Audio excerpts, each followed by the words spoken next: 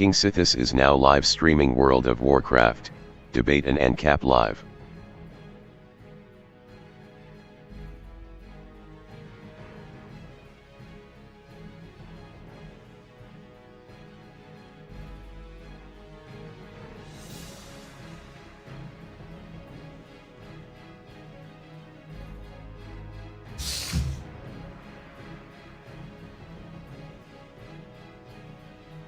Hey, what's going on, guys?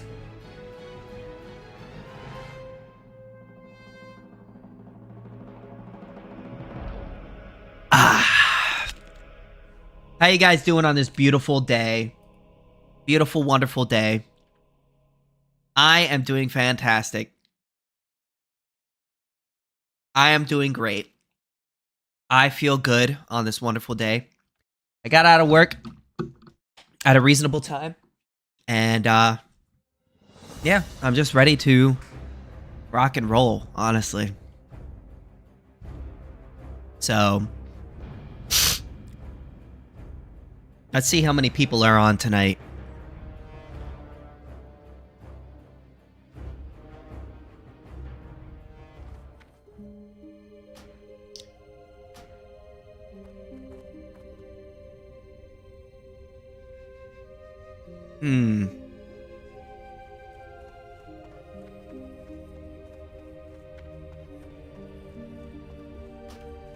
There's still a good amount of people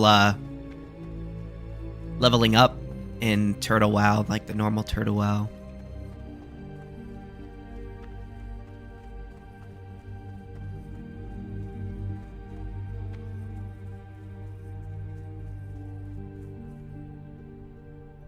Alright, so what am I up to? Alright, so I got a bunch of quests here.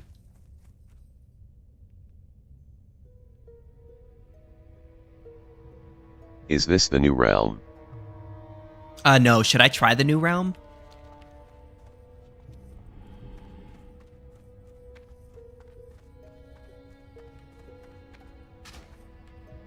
Let's see. Let's log out real quick and see what's up with the new realm. I did make a character. Session expired.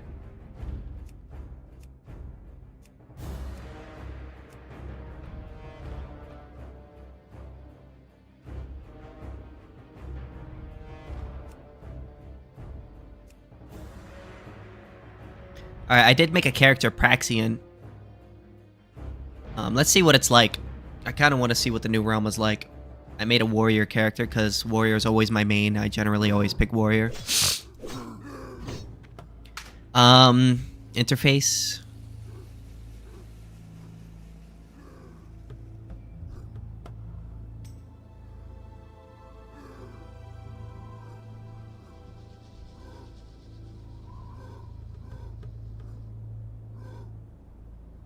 Alright, I'll put this like right here.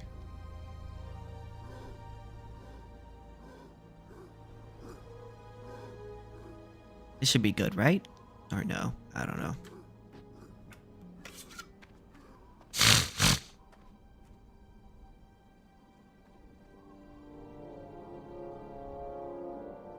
A lot of people on it.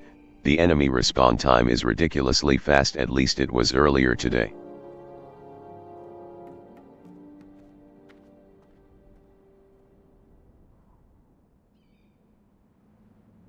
Let's see, 1, 2, 3, 4, 5, 6, 7. 1, 2, 3, 4, 5, 6, 7. Okay, yeah, so it's on the same. Yeah, it looks like there are a lot of people right now leveling up. So yeah, let's level up. Fuck it. Honestly, I don't even do endgame most of the time. I just like leveling up. So let's pick hide unit frames, bag search. There's one thing that I do. Leveling journey is the best part. Yeah, absolutely. No quality.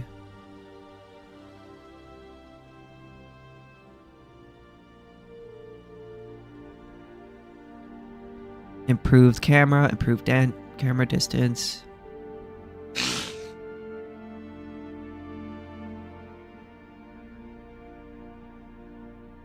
Improved interface options. Loot monitor. Oh, improved XP bar. Yeah, there we go. Quick actions? What does that mean? I don't even know what that means, honestly. Accept group invites. Monitor loot. Nameplate. Max smoothness. Skip. Yo. Gossip text. Yo, King. Oh, hey! What's up, Hemlock? Yo, I got a new mic. Do I sound better? Yeah. Yeah, I just got a new Blue Yeti. Like, it just came in today. Hell yeah, man. That's good. Alright, that's good. Yo. So you're just playing a video game or something? Let me check your stream. Hold on. Oh, I'm playing World of Warcraft. You play World of Warcraft? No, I'm on my laptop. It's the only thing I have, so it's like... Oh, you could play Turtle WoW for free. Turtle WoW? I don't know what that is. Oh, Turtle WoW is basically a World of Warcraft private server that you could play on for free. Okay, but is it? It's probably got lag though. But sure. You can send me an invite because I don't know what WoW is, bro. I have no idea what. World of Warcraft. Yeah. Okay. I don't know. You never heard of World of Warcraft? No, bro, you're old. You're like 50 years old, bro. How would I know? You never heard of World of Warcraft? Bro, World of Warcraft is like the biggest MMO around. Oh, come on, man. I've heard of Okay, the name. well, listen. It. World of Warcraft is a fun-ass fucking game that I've been playing for years. No, I'm just kidding. I only recently got into streaming to zero. Hold on, let me. Let's change that only at nesnet.com YK9OQN. Turtle WoW mysteries of. Yeah, just go on Google. Just go on Google and look up Turtle WoW, and then Turtle WoW, and I'm gonna hold on. And then it'll be the first website that pops up. It'll just say like Turtle WoW, Mysteries of Azeroth, and yeah, you can download. You download their launcher. Once you download their launcher, I have to log in. Do I have to log in first? Yeah, you gotta create. Actually, yeah, you should create an account. Create an account. Yeah, hold on. Yeah, I gotta create. And make a good password. You want to make a good password. Oh, you don't want to get hacked? I mean, it's just my WoW account. Who cares if I get hacked? You know? I mean, if you want to keep your account, you want to make, you know what I'm saying? there's also what you call it, two-step verification. So if like you're really worried about that, you can have that too. Bro, I don't really care about this game, man. I'll play with you though. Like, let me see what it's about. It's fun. Let me see my account verify. Where do I sign in? Oh, you got to create an account, bro. I'm trying to find where do I click create an account? Hold on. It should be next to this, either next to sign in or log in or whatever. Adventurer. It says log in. There's no sign in. The name There's of no the sign in horde, button. to conquer for the glory well, of I mean, the you should war probably chief. say create an account or Yes, somewhere. You will do nicely. No doubt you wish to find Let me a see. great dragon or demon and strangle it with your bare hands. Damn, But perhaps it would be wise to start on something less It's a fantasy game. dangerous. Report to Garnek. He should so, be okay, able to that's very assign a vague. Oh, look, task on the better website, suited it to a says young sign up, adventurer. download, and You join will Discord. Find Garnek in the den to the west. On Mysteries on the main website. It says features, classes, development, community, media, donate, radio, and it says log in. Below that, Mysteries of it should say Mysteries of Azeroth, and then below that it should say signed up, download, and join Discord. Wait, I see that.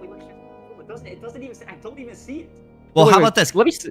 Click. You see on how it says Turtle WoW? Oh my god, bro, it's there, but like I can't see on my laptop because my coloring is shit, bro. Oh my, bro, I can't. Hold on. Let me send you a screenshot. Well, I mean, you could go to. Why don't you just go on YouTube and look up how to download Turtle WoW or something? No, I don't know. I will. No. I got it now, but it's literally on my end. Hold on. Let me show you what it looks like on my end. Hold on.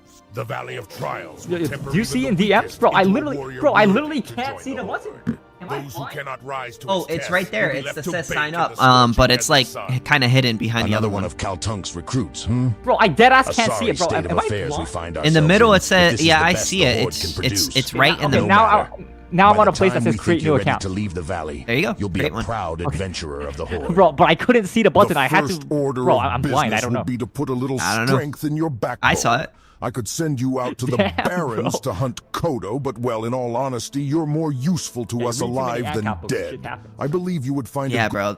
It's driving us crazy. Bro, what's the wrong with my lighting? Am I? Bro. Oh, it's probably because I'm using Flux. It's like automatically. Hold up, bro. I gotta turn off Flux. You know I don't. Yeah, this game is like 20 years old, so it should be able to run on your laptop. Alright. Let me hold on. Let me turn off. Where do I turn off Flux? I I don't know Figure out what you're talking about. It's like a program that like adjusts the lighting of your screen to like help you reduce eye strain. But problem is it messes up the coloring, so everything looks like orange and darker, and it's harder to see things. That's the problem. There's a lot of lag in this on this server. They just released a new server. I just noticed. Damn. There's a bit of lag. Let me No, disable- it was just for a second though. Everything seems fine now. Hold on. It looks slightly better when Flex is off, but like, bro, it's still so dark. I don't know. So maybe bro, I'm just tripping. Whatever. Forum username. Okay. Password. So what is the game about? So basically, you create a character. There's like multiple different like races you could pick from. There's like Race is not tricky. yeah, like human. There's like humans. There's dwarves. There's orcs. You know what I mean? And then you pick a race, and then you pick a class. Like you could be a warrior or whatever you want. A mage or whatever. Oh, it's not letting me log in. Is this verify? I had to click a check mark to say verify. You gotta make And it it says account. error. You gotta make it. Yeah. I'm trying to create a new account, but after I fill in like my username and stuff, it says I have to click a verification button, like a check mark thing, and it says error. I don't know. You'll have to figure that out. Oh, hold on. Maybe I disable the DuckDuckGo thing because it's like some. Hold on. Let me try that. Okay. Yo, what's up, man? Who just joined? What's up? What's up? You know what anarcho-capitalism is? Nah. All right. Well, anarcho-capitalism is basically no state and capitalism. What do that mean? Well, we don't believe in a government. We don't believe in a state, and we believe in full free market capitalism. No restrictions. So I can, like, there are no rules? Well, there's rules. We believe in the non-aggression principle. And not be aggressive? Yeah, no initiation of force. I But posted what a if people break the rule?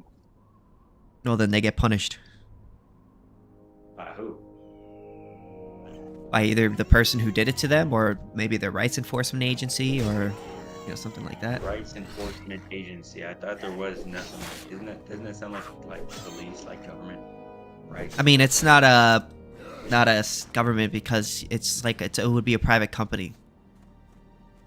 They don't steal your money through taxes. That's the difference. Yeah, if you look in the side chat, you can see a picture that I just posted. That'll explain what anarcho-capitalism is in super detail. If you want to look at it. How do you have anarchy and they have rights and enforcement? Well, you could hire people to protect your rights. I mean, I think he means like it's not anarchy if there's rules, but like anarchy means like what? I think no rulership or no leader, right? It doesn't mean No rulers. Yeah. Yeah. I leveled up. So you No, don't it's not think letting me there's log gonna in. Oh, sorry. I'm sorry. I don't know. You have to figure it out. All right. You don't think there's gonna be any rulers in your society? Yeah, we don't believe in rulers or unjust rulers or forceful rulers. Like, if you want somebody to look over you, it should be all done consensually. You don't think one person will just gain the most power? I can't really hear you, bro. I don't know if it's just me. Yeah. His audio is really loud. Let me actually increase his mic user volume.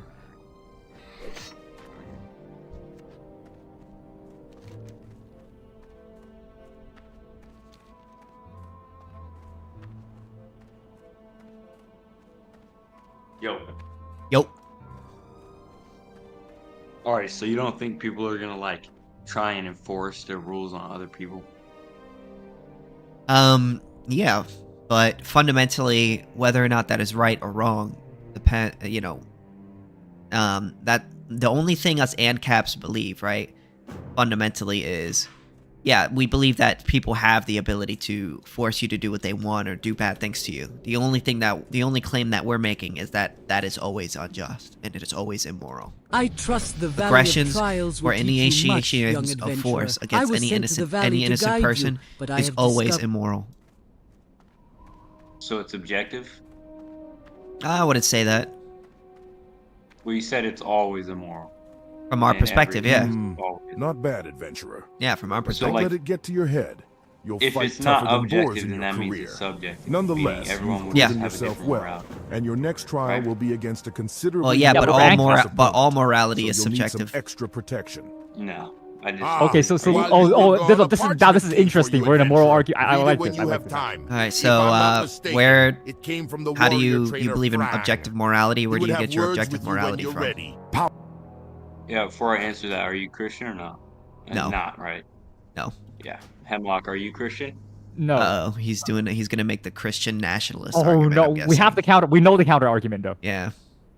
Go ahead. Oh, okay. I can actually log in. Hold on. Let me check. Yeah.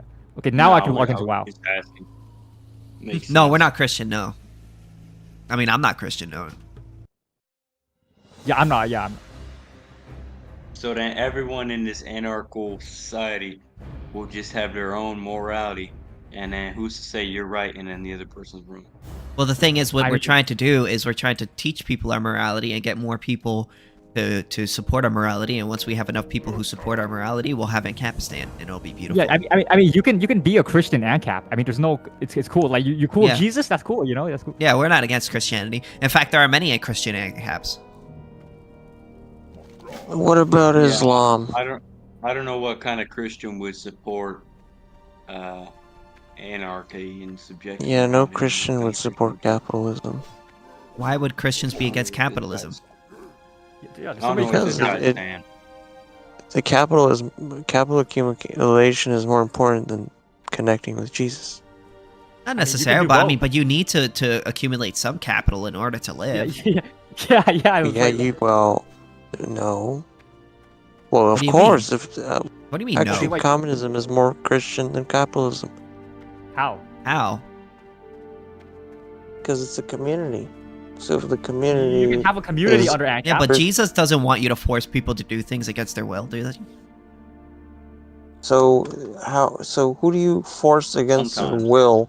You think capitalism Sometimes. is about freedom? Mhm. Well, Holy yeah, that's what shit. capitalism. It's private property. Yeah, on paper, it's trade. right? It's trade between in private property owners. practice, right? Pragmatic. What actually happens? Well, again, we don't It's live in a become a capitalist slave. system right now. Do you think we live under capitalism right now? Well, no. Okay, so then what we want is to have capitalism, to have the free Why? exchange of goods and services. Because I don't think it's right to force people to do things they don't want to do So if I they break haven't in your harmed house anyone. and I have machine guns, they take your grandma's wallet, and I say, "Well, I survival of the fittest, right? How do you distinguish freedom from jungle?" That's and aggression. We kill? don't support Yeah, that's aggression. again. We don't think it's okay to initiate force against. What are you innocent gonna do people. about it? We're gonna shoot you. Shoot them. You're Yeah. anarchy, right? Okay, so how do you distinguish that from a jungle? We don't believe in the law of the jungle. We believe in the non-aggression How do you principle. believe in the distinguish a non-aggression free principle. market from Yeah. the jungle? The free market. Free market? Well, How yeah, is a free market a jungle? there's private How property is it a rights. jungle? Yeah, I mean, Because free market. A no free market one- is just I give you this for this. Yeah. But where do those things come from? Either homesteading or a consensual transaction. Yeah, so consensual. Why do you want to so- force? Why do you want to not to be Dude, consensual? Do you want to be forced to do something against your will? That's I would like to not be unfairly allocated. I would like wealth to not be unfairly allocated. That's what I would like. Oh, to but then know. you're with us. You're with us because we don't want it to be unfairly allocated either. Right now, under the state forcefully extracts our wealth and then reallocates it to what it wants. Whereas we don't support that. We support you being able to keep your money because we support Yeah, we- self-ownership. So yeah, we're we on don't the same support side. taxation. Yeah, we're against that. No. So we will seize. So we seize the capitalists' assets. We don't just because people say, "Oh yeah, the capitalists they make value, and they tax it. Where are you gonna get?" Well, no, we just seize. Well, why So, yeah, are you man. stealing his money? What did he do wrong that warrants you to take his money? You think? Okay, so you're calling that stealing? You're calling tax stealing? Do you think profit is stealing? No. Why not? Because you earned it. How do you know? What do you mean? How do you It's a know? vol- That's the it's whole a idea of voluntary profit. transaction. Yeah, it's a voluntary transaction. What is your definition of earning? When you do something that, that rewards you in some way. Oh, really? Yeah, yeah. So basically, a porn star who makes 10,000 times more than a brain surgeon. That's okay. That's base. Yeah, That's that's base. base. earned I it? mean, she Yeah, earned base. it. What She did she earned do? it? Her money. Yeah, Did she earn it? people. Somebody So gave just her money, because the right? market says so, that means she earned it, and that means she Market should didn't not say be so. Well, Well, taxed. the market doesn't say right. anything. It's not a person. Yeah, All yeah, I mean, it- people paid her for The her market is a services, and she made a social. lot of Do money. you think Excuse me. Do you think the market is not a social construct? No, the market I mean- is just a set of individuals. It's just It's a people. social It's just construct. people People. making choices. I mean, people chose to give her money. Yeah, I mean, you what am don't I like it when supposed to do? people make I choices. can't say that's so do you know the wrong. difference between marketability and usefulness? What? Just as some You're things only marketable marketable doesn't mean unless it's useful. you can't be marketable unless No, you're that's useful. absolutely How false. can you be marketable if you're useless? Oh my god. Yeah, that doesn't make sense. Why would A people pay you diamond- if you're useless? So a diamond is very marketable, Yeah, but it's useless. yeah, It's because of useful. the It's- subjective theory of But value. water, no. Subjective theory of value is retarded. Okay, Yeah, explain. but it's true. Let me explain. It's true. Prove it. Well, why are I Disprove could very Why is easily there boom and explain. bust? I could Why very is there hold on. You just asked me to pickety explain it, and predicted- now you're not letting me. You can't have subjective theory of value with macroeconomics. That's just like basic stuff. There's It no- only there's no quote-unquote difference works with between- micro, there's no but then diff- when you there's no- aggregate everything, then Okay, you things just want. It start seems to like you just want to crash. hear yourself talk. That's what it was. You asked me a question. Now you keep talking. So do you want to hear the answer, or you want to keep talking? Okay, what did I say? You said that the subjective theory of value doesn't work with macroeconomics. Well, Why I doesn't don't it work? believe that there's a difference between Right, because you macro. interrupted me. I was trying to explain why it doesn't work. Yeah, So but no, then go but ahead. you asked me Go a ahead question. and debunk me. Yeah, Go there's ahead, no debunk difference. me. There's no difference between macro and microeconomics. It's just economics. Okay. By the way, do you know the difference between economics and sociology? They're related. I mean, they're related, but economics is the study of scarce resources that have alternative uses. So it's the study of human action. Yes. What else studies human action? Praxeology. Sociology.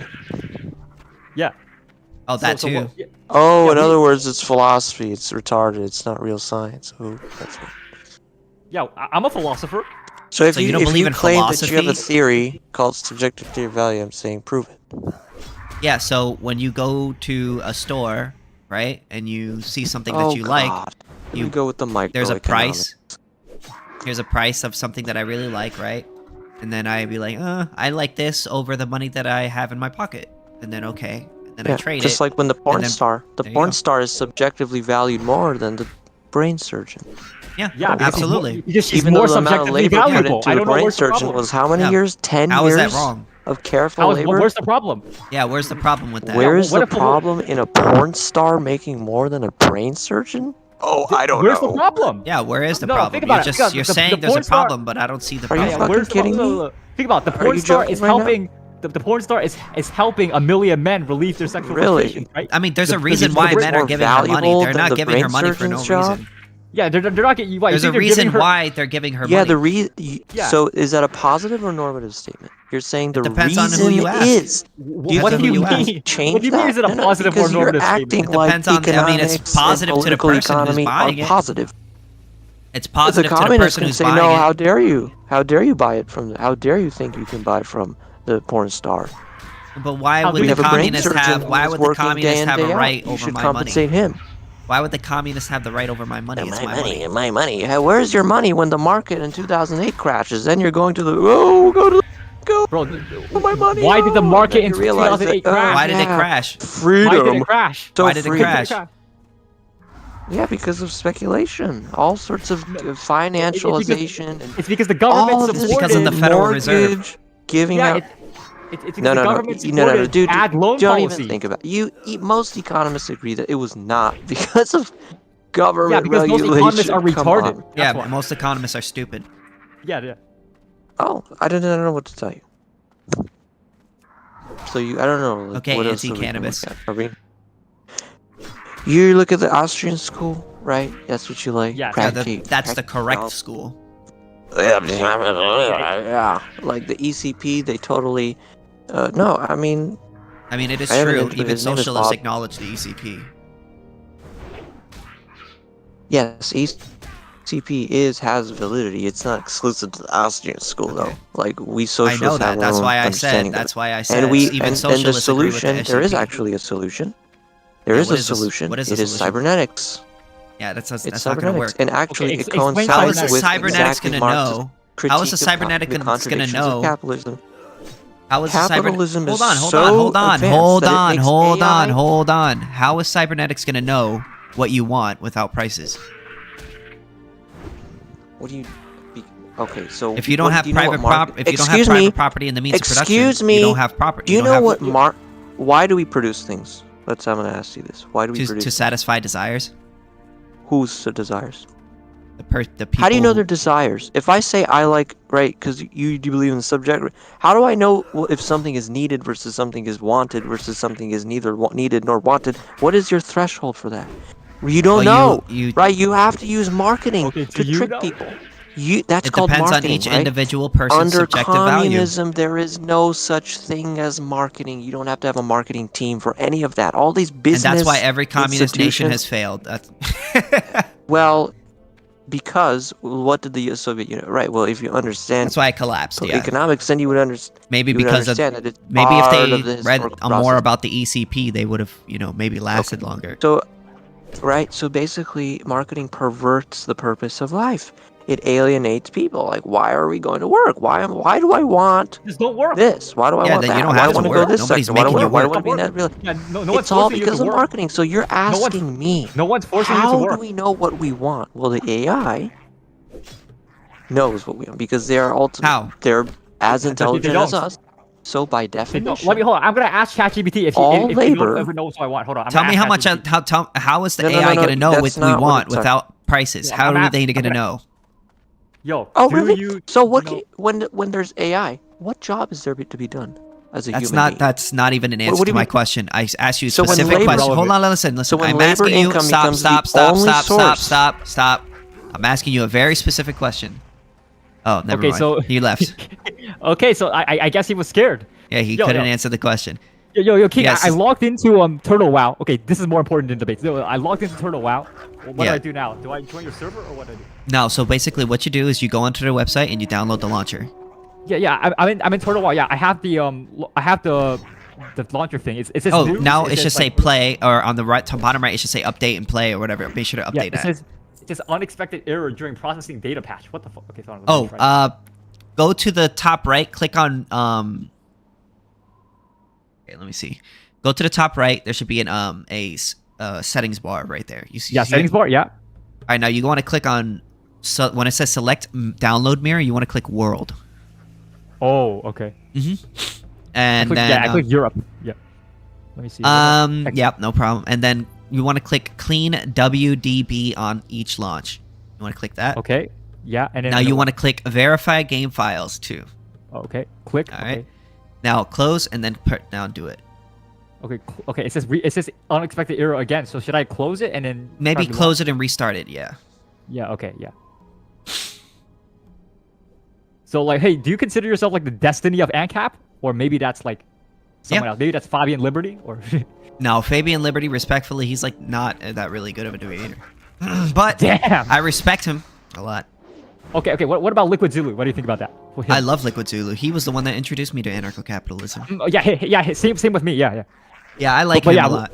Yeah, Liquid Zulu is like this perfect debate robot. 'cause he- Yeah, he's very, very good. I look up to him a lot. I would like to be like him. Yeah, he's very smart. The dude, he's very smart. Yeah. What's up, brother Tome? Yo, Hemlock, Yo. I seen your video on YouTube, right? About Cool. how if you worship God, you worship Satan. Yeah. I just think you're wrong. So I'm gonna. This is debate in Ancap live. This isn't about. You want to talk about Ancap? I mean, if you want to talk religion, that's fine. I just don't. I mean, I don't look, mind. Okay, you don't mind. Okay. As Yeah, long as you King go doesn't mind, ahead. I'm good. Yeah. I don't mind. Sure. You could talk. Yeah. You wanted to find it. Yeah. Sure. You can talk. No. Because King is streaming. I don't want to derail him if he. Yeah. No, I mean, nobody else is here to talk Why are about you anything, speaking- Yeah. Anyways, Why okay, are you go. speaking in 8 elixir, bro? Why are you speaking so fast? I'm like XQC, you know. Nah, you want to be XUC. Yeah. Are you One day Asian? I'll be more famous than him, you know. We're gonna be number one. Yeah. I'm gonna be number one. Are you I'm gonna be the best streamer. I'm gonna be the best streamer. Are you Asian or no? Yeah. I'm Han Chinese, 100%. I'm Puerto Rican, 100%. I can Yeah. tell you're Asian. I can hear it in your voice. Yeah. Okay. So, anyways, talk about that video, bro. Yeah, what's wrong with this video? Yeah. Yeah. I think your point was wrong because your point relies on the fact that just because God made him and knew he was going to do something bad, that means God did bad, which I don't see how that works. Okay. Because, So what? Sure. Yeah, Okay. No. free will. I'll let you talk. Sorry. I don't see how that works because if imagine you're a god and you're outside of time, right? You're watching them do. What do you mean by outside of time? do. That's the part you pick apart. That's the part you attack. Yes. bro. What is that? What do you mean by outside of time? Just hypothetically, you're God and you're just watching Satan, right?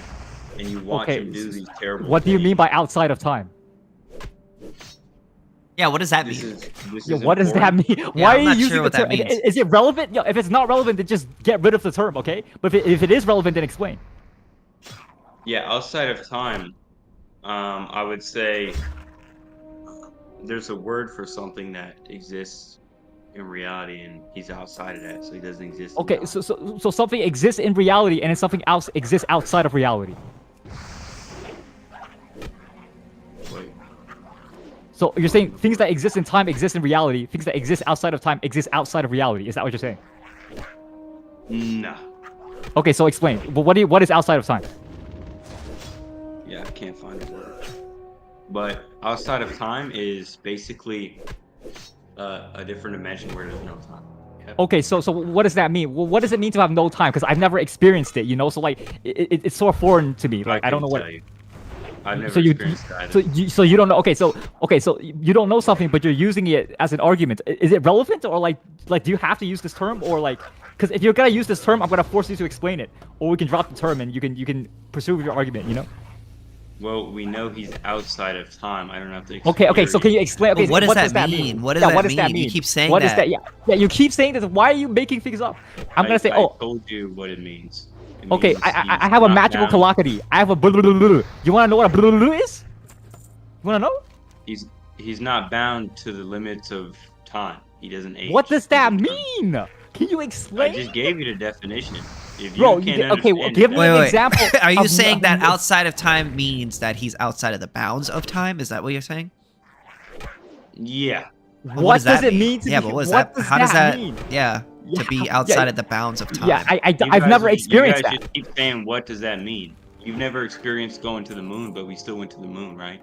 Fucking idiot. Bro, how is that even? Wait. Bro, we But have I've never been observation of that, outside. right? Wait, I've never been outside of time, right? And we have an So how the hell am I observation supposed to guide. know what that Nobody means? has ever been outside of time. We have Yeah. observation of the moon landing. We have no observation No, of people anyone have- outside of people time. have been outside of time.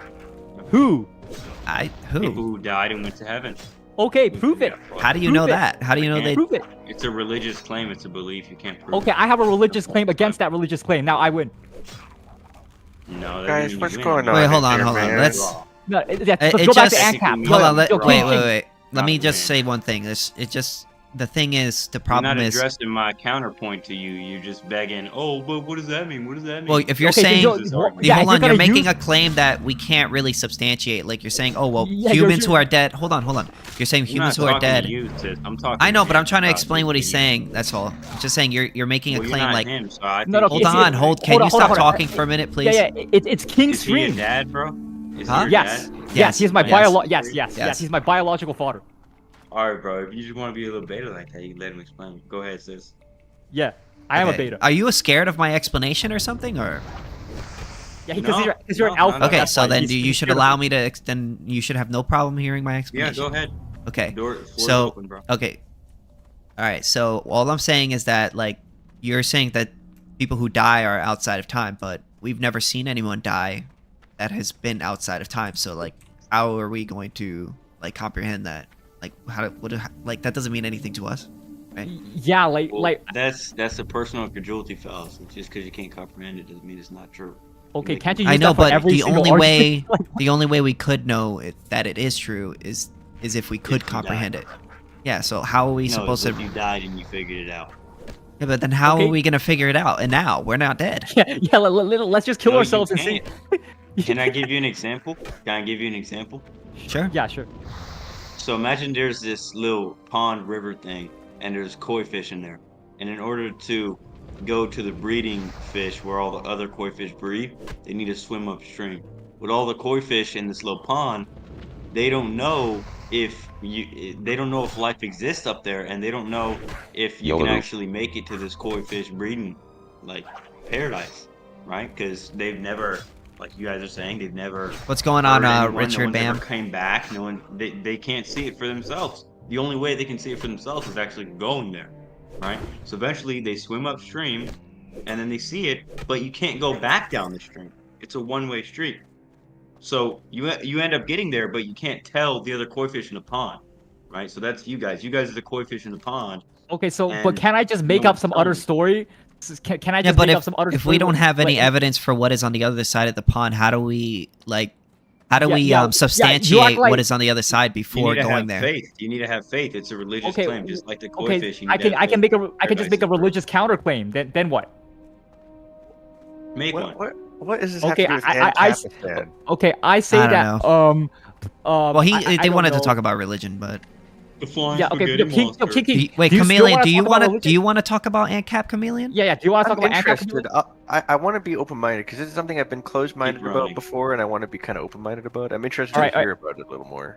Oh, Keep look, running. brother, how Well, about this, brother, respectfully, let's move to the because I No, don't think brother, we're how really about- making brother, waves. brother, I like how brother, you made a video, and then when I refute your video, you just start running. brother, add me as a friend. I'll talk to you one-on-one, okay? Because like I'm not- right I'm now, not- King is I'm not no, adding you. right. We're doing No, you're right now, respectfully. King is You're in the streaming. debate and ANCAP thing. Yeah, and you're we're not, in an yeah. ANCAP debate. Yeah, we're I mean, I'm like, just trying to question your video. If you can't back up your video, then you can just say that. Bro. Well, he's telling you to add him and that he could debate you Yeah, another add time. me- If you're add not me- willing to hold on, do hold on. that, then you're the one backing out. Yeah, if you don't want to debate me one-on-one. Chameleon, let me ask you this, Chameleon. Is it really necessary you interrupt and start talking about Ancap? If it is, bro, that's fine. Well, that's literally Sorry, that's I'm what the not room is trying to about. Interrupt. That's what the I- room He's is not about. trying to I'm interrupt. curious. so This is we what- can continue, Hemlock. We can continue. I'm trying buddy. to hold on. I'm trying to add you as a friend, but it says wait. Are you a human? Hold on.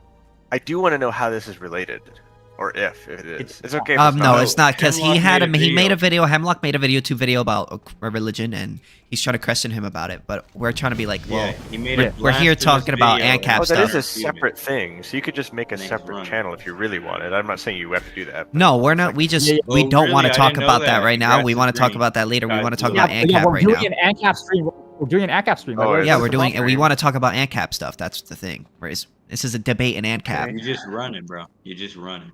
Well, Look, brother, we can talk another time. Like I want to be on with King. Like, do you think I care more about ANCAP or I care more about you? Like, what is it? I think He's you care not about saying your he's videos not going to more than me. debate you. He's just saying right now we're going to talk about Ancap. So if you want to debate him, you So got to set it up. Yeah. Okay, so Yeah, yeah, Chameleon, I how long friend is that your at you. conversation with them gonna be? Oh, What? bro. As long as we Oh my- want it to be, like- but like I'll probably like I'm it not- depends. You're really I'd rather impatient, talk to bro. King than you know. Like We wanna yo, talk yo, about you're not ANCAP stuff. entitled to my- You're not entitled to I'm my your time, worst brother. nightmare, because I'm actually not an idiot like that. Okay. Okay, Bro, if don't you're my worry, worst nightmare, then wait a day, wait a week, wait a month, you know? Because I've gotta be. Oh, I'm just gonna Be a be recurring tomorrow. nightmare. you like a dog, boy. We are scared. Yeah, we yeah, are so 'cause I'm scared, gonna- bro. Yeah, We're well, so I'm really we are scared, yo. shivering Like, in our today timbers when right I now. go, yeah. When I go to sleep, I'm gonna be so scared. That brother is just this my intellectual profile? warlord. He's gonna. I want Yeah. to he's see. gonna obliterate. You're gonna I'm destroy ready us for with it. facts Me and you're a logic. gazelle. Yeah. That's I'm ready for it. that's me, my profile. You're a gazelle, and we're in the Serengeti. Why are We're you running bald away from though? No, Wait, I'm why are you Hemlock. bald, I though? killed Socrates. because of my testosterone. It's taken away my hair. Oh, right. I see. Oh man. Yeah, bro. I take estrogen, bro. That's why my hair's long. It kind of looks like a You're lioness. Asian, It has bro. no I can tell mane, you're also. low test. I can tell. Yeah. I tell you, low test, bro. You're Asian, dude. It's brutal. Yeah. All right. No Can we test. talk about Ancap now, please? Yeah. Let's talk about ANCAP. Yeah. So Okay, so Hemlock. he ran from me, and then he's like, oh yeah, okay. he doesn't want to talk Ancap. Well, bro, he Okay, literally so like, if you joined wanna, an Ancap room. Yeah, sorry. So if you want to know what Ancap is, we have a little picture on Yeah, the I side read chat. that. I see that, and Yeah. this makes sense. Like this is like coherent. Mhm. What I'm curious about is because I see the. Do you feel that it is an anti-authoritarian thing? Like, is that where you feel this comes from, or do you think it's more about free markets and capitalism or something like that? Well, I would say it's Like, both. I understand that's both, yeah, but do you Mhm. feel like for you, or this in particular, because one thing I'm trying to figure out is like, basically, it's easy to imagine how living in this world, I would be just as oppressed because I would be, kind of at the mercy of the free market in terms of what I have to pay for, like everything, who even knows what that pay structure looks like? It might even look an awful lot like taxes, you know? Well, taxation is theft. Yeah. So. Okay, yeah. I've heard that a billion zillion times, right? But I'm saying like if let's say I want to drive a car from one state to another to move because I don't like the politics of my state and I want to like figure that shit out or something. I guess you don't have states in this, but Yeah, we don't. from one polity to another, so I can get some laws that I like a little better. Maybe I want to get an abortion. Okay. Yeah. I mean, sure. It depends on who owns the roads.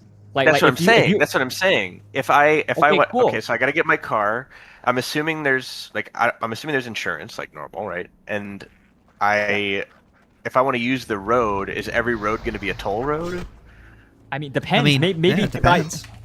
Yeah, depends on the owner. Like maybe the owners are really charitable people. It's like you ask them, "Yo, can I use your road?" They're like, "Yes." Okay. I mean, where's the problem? It's like That's the problem just not is how the world works. Well, there's so. there's some roads that are not necessarily toll roads, right? But that are funded other ways. So, for instance, instead of charging every person to drive on it, what they could do is they could have like signs on the side of it, and then charge people to use those signs to advertise stuff. They could put like buildings or stores on the side and charge rent sense. from those buildings. And then I don't know if they it's on, can I use think if that it's on way. my end. Advertising. Huh? I hate billboards and advertising though. Like I want to ban advertising in public. Like that's something I would like to do. Why? I hate because it's ugly. It's disgusting. It's everywhere. look and at it's it. gross. What do you mean? You can't avoid it in some places. It's like you're driving down the road and it's like billboard, billboard, billboard. You don't have to billboard, look at it. Yeah, I think that's a. Yeah, but you're on their property. If they want to put a billboard there, you don't have to be on it. Like you could be like, hey, I don't want to see any billboards. You could pay a toll road that doesn't have billboards, and then you could be like, you could pay a toll road that doesn't have billboards, right? Yeah. Hypothetically, if that exists, but also consider that billboards, the way they work now, is not like a situation where the government is putting billboards up and using that to pay for the road. It's like people have private property and they put a billboard up on their private property, and then they lease that up. The people, in this case, the government who owns the roads has no say over what's on the billboards along the roads, right? So I can't choose not to look at the billboards. I understand that's not. Yeah, but you your could drive on problem a toll road that doesn't have billboards, right? I'm sure that you can think of that, right? If they could there just is an alternative route that is like that, yeah. Oh, there you go. I just think you presented a really good way of monetizing this, where it's like, oh, it makes sense, like using advertising. It's like, wow, that really sucks. It's like all this adds up to me spending as much money as I would be spending in taxes anyway. Sure, you know? but look, if you don't Wait, like but the thing billboards, you is, can like the difference start an is. Oh, sorry. Go ahead.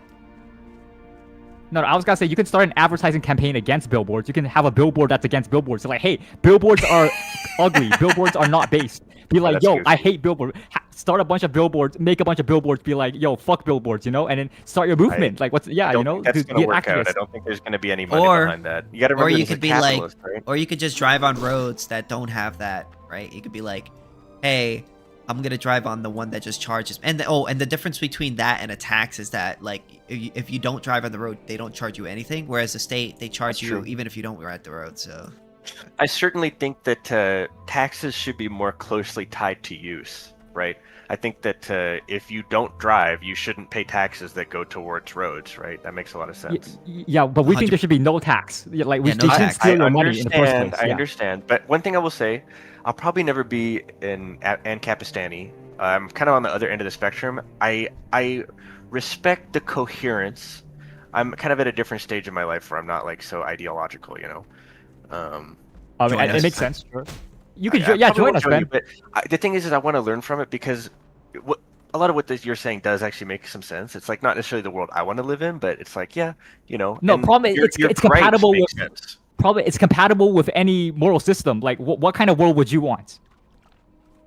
I would want one where no one starves, no one has to pay for housing, no one has to pay for water. That would be epic. Okay, you could do Well, that. you're in describing Ancap. your fantasy world, because I can't imagine a Well- world where people don't have to pay for those things. Those things are scarce resources. They're not in The abundance. thing but is, it's there your- will never be a world where if you can work, you don't have to work and you can just get all that stuff for free. No, you for can do reason. that if you maximize Ancap and we make a world where we can just 3D print mansions and just 3D print entire cities and just 3D print skyscrapers. Then Why we is don't have to that? work, right? Just Yeah, we gotta I don't know have why- like Yeah. we gotta like have create so much productivity like from capitalism that you would have like so much excess that even the poorest of the poor's will have money.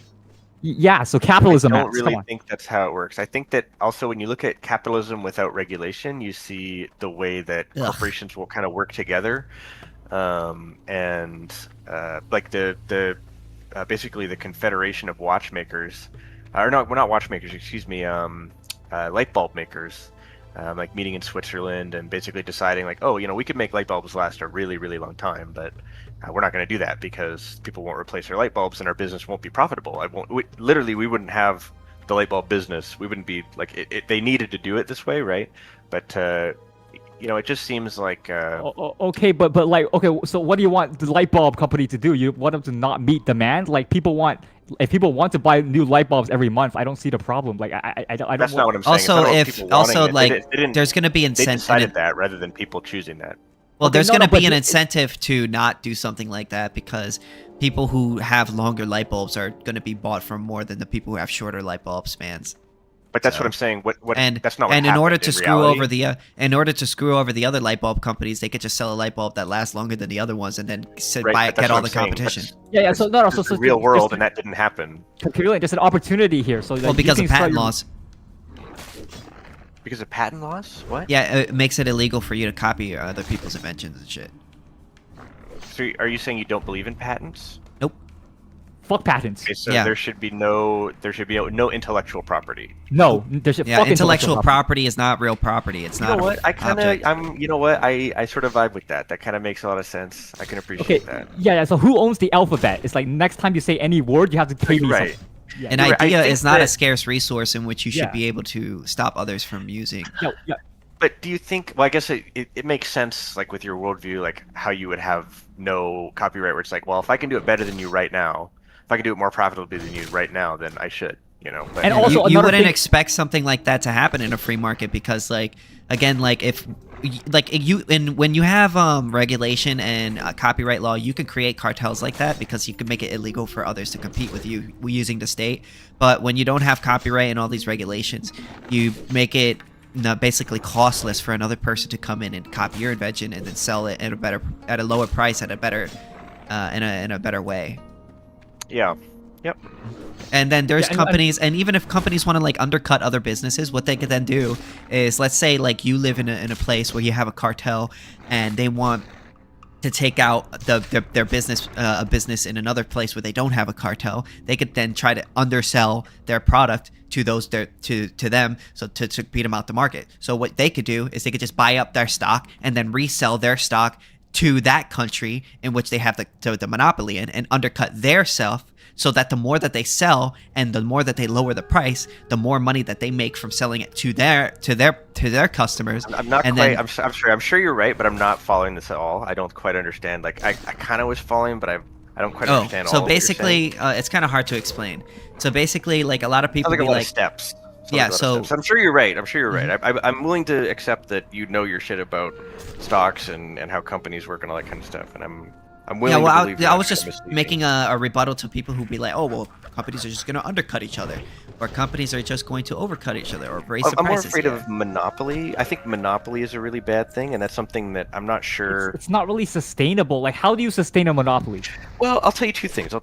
On one hand, I'm afraid of monopoly. On the other hand, I have seen, when I looked this up and I read about this, historically, like the monopoly on oil in the United States didn't actually cause prices to go up very much. They actually kind of stayed the same and even lowered in some cases. So it's not like, I don't know. Well, that's because it wasn't actually a monopoly. The Rockefeller. Oil? No, they weren't a monopoly at all. At the time that they did the trust lawsuit, yeah, they were around like a large portion. I'll admit they had a large portion of the shares and of like, you know, they were the company that most people, like 90% of everybody was buying from. But by the time they filed their lawsuit and won the lawsuit against antitrust lawsuit, they were only 30% of the market by then. And then they broke them up when they were like, what, 30% of the market. So, but when at first, yeah, they were doing really, really good. But over time, competition kind of came in and made them less, you know. And then breaking them up actually made them more money because all those individual companies that they broke up ended up making like a lot of more money. And then Rockefeller came even more rich. So it ended up doing like the opposite of what it was supposed to do, what it was meant to do. You know, this really fascinates me because I'm really interested in systems that are based on clear principles. Because one problem we have, right, is that for one, our system is kind of based on a little bit of a lie about how, you know, in democracy you can choose whatever you want, right? It's not really true. But the principles are good.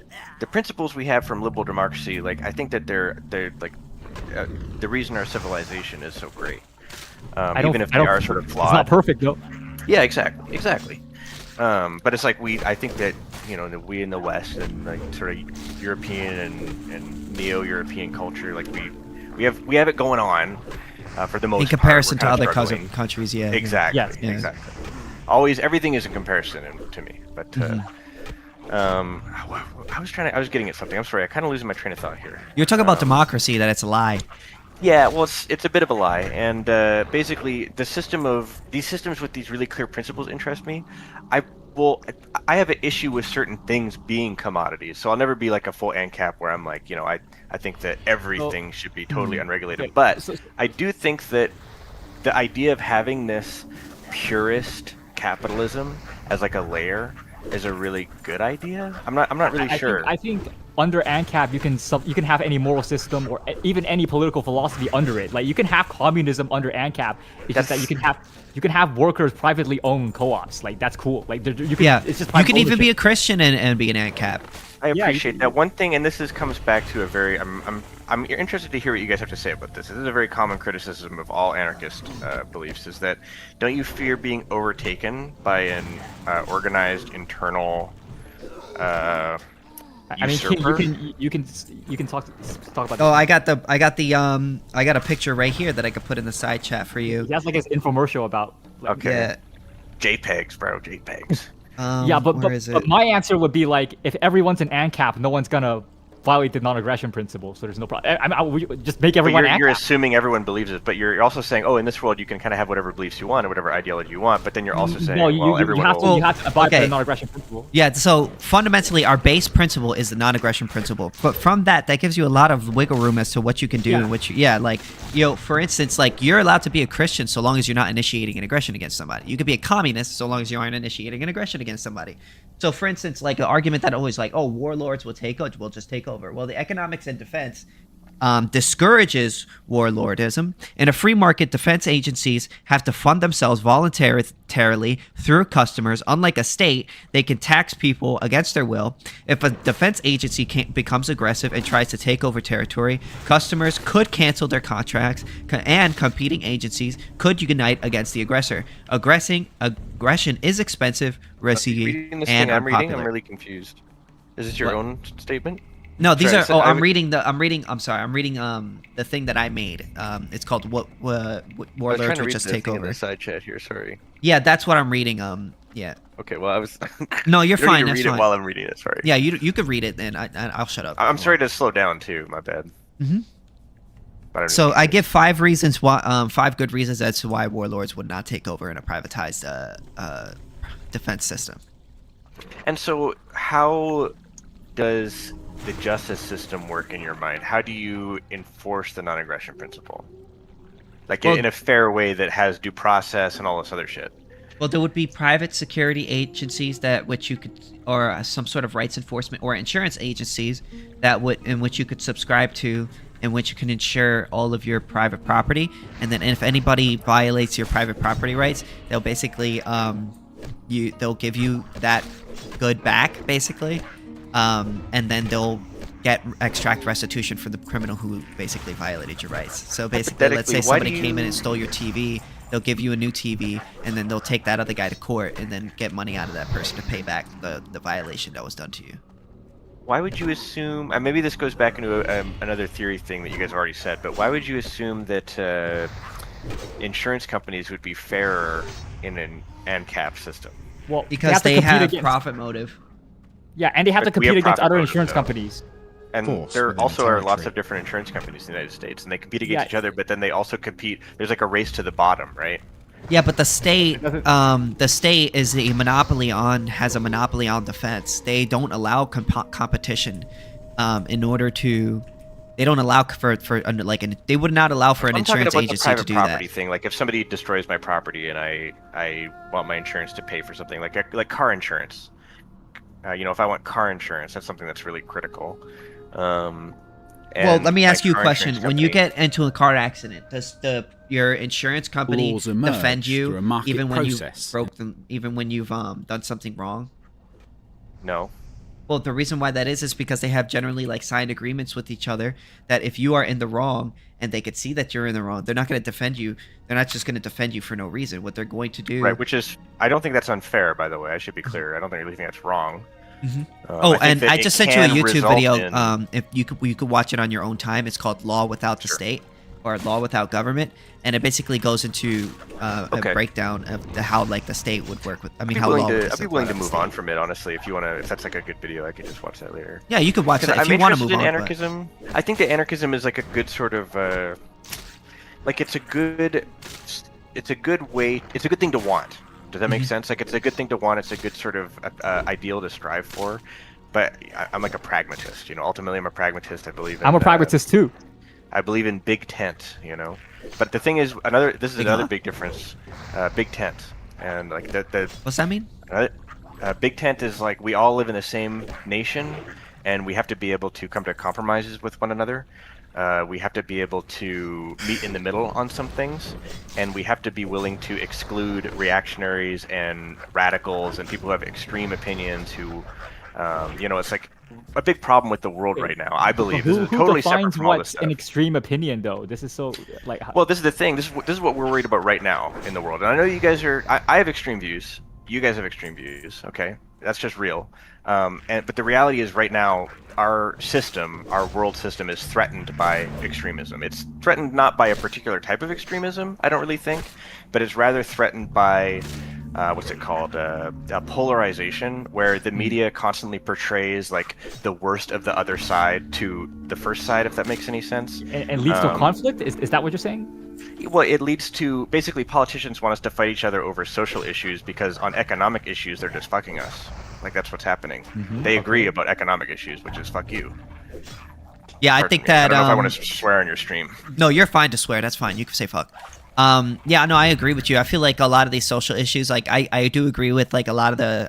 I guess you could say I'm pretty damn progressive when it comes to social issues. I don't really care what people do.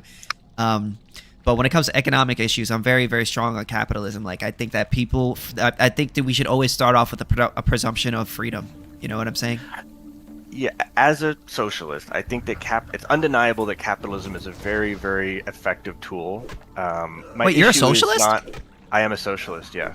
My issue is not that capitalism is not effective, it's that it's not it doesn't cover everything. And I get really frustrated with the way that there's some places Okay, but there's no ideology that covers everything. I don't know. Well, what do you mean by cover everything? If you don't mind explaining that real quick. I'm going to explain that, and I just want to say, if you're saying there's nothing that does it really correctly, you're right. You're correct, and I'm not talking about something that's been proven or tried. I won't deny that the Soviet Union or even North Korea or China or Vietnam are socialist. I would agree that they are socialist or whatever. But I just think that I'm not so I'm also not I'm not an orthodox Marxist. I'm a heterodox socialist. I'm not really a good person to talk to represent socialists or socialism as well. Yeah. I'm trying to be open-minded. I hope that makes sense. I think you're being pretty open-minded. I respect. I think you're being pretty cool. Yeah. Yeah. There are definitely Marxists that Can people I the say devil. something real quick, if you don't mind? Yeah, go ahead. Please. Yeah, so I would say that how we would define socialism would be any sort of centralized control over the means of production, either by a state or a group of people. So that or I like Hoppa's definition, or the institutionalized violation of private property rights. So Yes, we consider that's the definition I use. Yeah. yeah, that's a generally very the like we hate you definition, but it makes sense. Yeah. yeah, so it would be fundamentally it is the state basically coming in and extracting wealth from individuals, or not necessarily a state, but or either a group of people, right? It could be a criminal organization too. Basically coming in, extracting wealth from individuals, and then basically redistributing it based on what it believes is the best. Right. The reason why we just fundamentally think that's immoral, because so long as you homesteaded property, or you've gotten it through consensual transaction, and homesteading would be the first come or first serve. If I'm on an island and I cut down a street, you mix my land labor with the land, and I'm the first one there. Then that makes my thing. The reason why we think that is a perfectly just thing is because you are not initiating aggressions against another person by using that thing, because nobody has claimed it before you. So that would make you the owner. And the only other way in which you could get that thing would be through consensual transaction, which is I give you this for this, or I give you this as a gift. You know what I mean? So that would be our view on capitalism. So any sort of state control over the means of production is a socialist, and we believe that most countries are a mix of capitalism and socialism. Yeah, basically all countries are mixed economies, right? Yeah, basically, yeah. So like I would say communism. Not communism. China. There we go. That's the word I was trying to use. China would be like more socialist than America, right? And have some capitalism, and whereas America would be more capitalist, but with some socialist, but steadily becoming more socialist every year. Yeah, and that's how we view socialism and capitalism. Yeah, the first one is definitely based on like the Marxist definition or view of socialism, which is very much based on like the public ownership of specific things, like the means of production and then the product itself. But the second one is more of a moral claim. yeah, for sure. Yeah. I find that the socialism existed way before Marx wrote about it. Mm-hmm. And it's I like to tell people, and I like to imagine socialism as diverse and open-ended. And I think it's sort of like, it when you see it. It's like what that guy said about pornography. It's like, it's hard to explain. It's kind of like self-identification. Self-evident? What is Self-evident? Self-identification, not self-evident. Self-identification, where it's like you choose to say, oh, we're socialist and these are our sets of principles. You might not execute on them well. You might be lying even, like North Korea or something. But it is a form of self-identification, and it's not like a strict set of economic principles or anything like that. It's more of a view that the public good, the common good, is above the individual good, and that we should focus more on helping everyone than allowing people to profit off of everyone. Yeah, so isn't that utilitarianism? I really am not big on philosophy. Me neither, bro. Well, here's the thing, right? This is how we view it. Fundamentally, people are the owner of themselves and all the goods of that which they own. We believe that if you want to maximize the amount of wealth, Mises basically wrote a book explaining what we call the economic calculation problem. Have you ever heard of that? Is that like how Marx says, and this is goofy, right? Marx says like the value of a product is determined by like the labor that went into it or something. It's like no, that's the labor theory of value. Although that's a different concept. Wrong. But okay, tell me about it.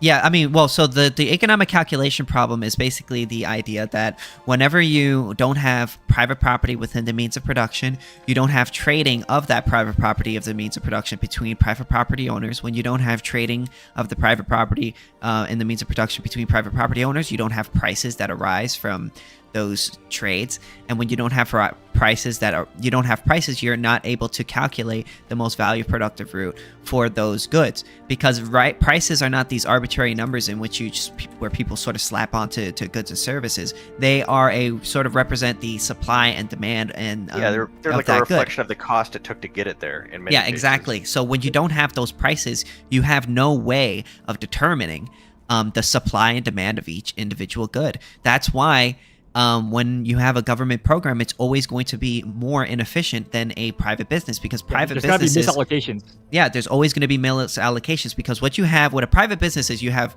prices, right? And then based on those prices, what people buy and for how much and at what quantity gives them the information as to what people want and for how much and at what quantity. And then based on that information, they can sell the next group amount of products for the price that reflects that scarcity, right? Whereas when you don't have those prices, you're basically like, okay, well, I think that this person needs this amount of much money, or I think this person needs this amount of this, right? You're not basing it off of these price signals that reflect the supply and demand of goods and services. You're doing it based on your arbitrary whims. You're basing what you think is the best. And that never, for the most part, reflects the actual value of those goods and where they actually need to be. That's why businesses always know how much of what product people want at what demand, at how much, and at what price. Because if they don't, they go out of business, they lose profit, and that signals to them that they're making a bad decision, right? They can make profit and loss calculations. Supply and demand, right? I'm not trying to make you. I'm not trying to insult your intelligence. I'm just saying, you're not. That explains.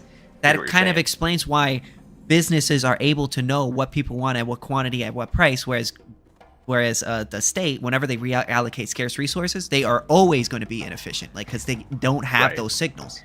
And this is a part of my I don't know if you guys want to talk about my views or not. Sure, we can talk about whatever you want. Okay. Oh, okay.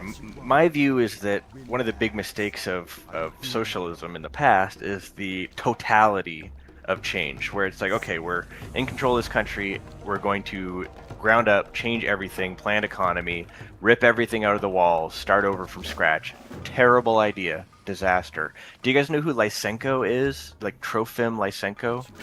You guys would probably love this shit. I don't know. No, I don't know. Trofim Lysenko was a Soviet botanist, biologist. He was like a agriculturalist. Mm-hmm. And he did not believe in Mendelian inheritance. Like, he didn't believe in genetics. Which is really dumb and bad, by the way. Yeah. And he was hugely influential because he was like a strong communist and all this other stuff. He affect Mao Zedong? I think Mao Zedong was making like exactly. Yeah, he was making a bunch of mistakes with like agriculture, where he was like, he didn't think that he thought that you could just group different crops together and just they'll grow because they're comrades. But no, you can't. Yeah. You have to properly segregate the crop. There's a lot of dumb stuff. Yeah, that's funny. But the point is that we have so much like so much good systems, so much knowledge, so much tradition even as to how to do things right, that to throw things away is a really dumb idea. And so I see certain commodities, specific commodities, that I would like to target as like, these things under certain conditions should not be bought and sold and rather be publicly available. And I understand that raises problems, right? That is not a free market definitionally, okay? But I think if that's stable, if it's like that to begin with, and it's like that for a long time, and it's not like a changing system where the government's constantly like fiddling with exactly what is and isn't, and what the prices are like, and all this other stuff. It's just a stable, straightforward system.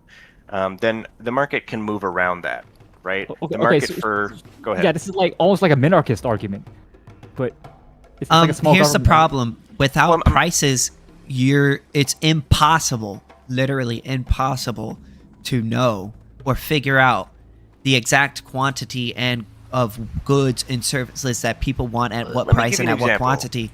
And if you're going to talk about like really, sorry, I just wanted to make one point. If you're going to talk about like really essential things, right? I would argue that you would want price signals more, because price signals allow for those goods and services to flow to their most value productive route. Whereas without those signals, you just have someone at the top sort of just rearranging it based on where they think is the best, and they don't always make the best decision. Like, I don't want to sound like I'm like, oh, I know all this, but I do appreciate that capitalism is very efficient at allocating resources and all this stuff. Like, I love history, and it's pretty obvious. Like, one thing about socialism is it's just inherently not competitive. Like, it just isn't. And capitalism is inherently competitive. It's like a very, very different things. So I get it. And the example that I would come to first is housing, where it's like not all housing, not land critically. Okay, I'm not saying that we shouldn't buy and trade land, but some types of land use. Let's specifically talk about like apartment buildings. If you own an apartment building, I'm sorry, but I think that apartment buildings. Oh, we should love landlords. probably- Well, I'm not. Landlords are based. I don't want to sound like I'm anti-landlord. That's like a big thing where people like to dog whistle with like landlords and stuff. And I'm not trying to say anything about killing landlords or anything like that. Mao Zedong has Mao Zedong had aura, but we can't support him. You know, he got aura. He had aura until he went bald, bro. Until he had no pattern no, baldness. the baldness made him increase his aura, bro. He Only because he's Chinese again, though. Exactly. Yeah. But what was I saying? Sorry, I got off. You're track talking about there. landlords, I think. Oh, right. Yeah. No, Landholders. specifically apartment buildings, apartment complexes. Not even condos, not even duplexes. Just these really high density buildings. If you say, okay, we're taking over these and we're going to be behind building these in the future, and we're going to manage these from the government, and we're going to use these as low income housing, and everything else is fine, and we're not going to intervene outside of where we've already taken these things. We're not going to add more land to this. It's just like we're taking control of apartment buildings. I realize that's not clean or good or anything. I haven't like thought this out really hard, but that's like the idea I'm going for. So Where it's here's like, can I respond to this? go ahead. Sure. You can do this. You can do this in a free market. I don't see where the problem is. Like you could literally just have like really low rent apartments. It's like you could even like you could maybe have a fundraiser to like cover any additional costs. Like The right. way that you cover the cost of this efficiently is by spreading it out among as many people as possible. Okay, what if people don't like being stolen from? Yeah, so What was that? okay, so there's a bit of a issue, right? So when you take property from people and give it to other people, you then disincentivize the creation of more of that thing, right? I totally get that, yeah. Yeah, so also not only that, but a lot of states, I'm not saying you support this, but there's a lot of states that they will be like, you can't build new housing unless you include low income housing, or you can't charge below this amount of money to a person that makes below this amount of money, right?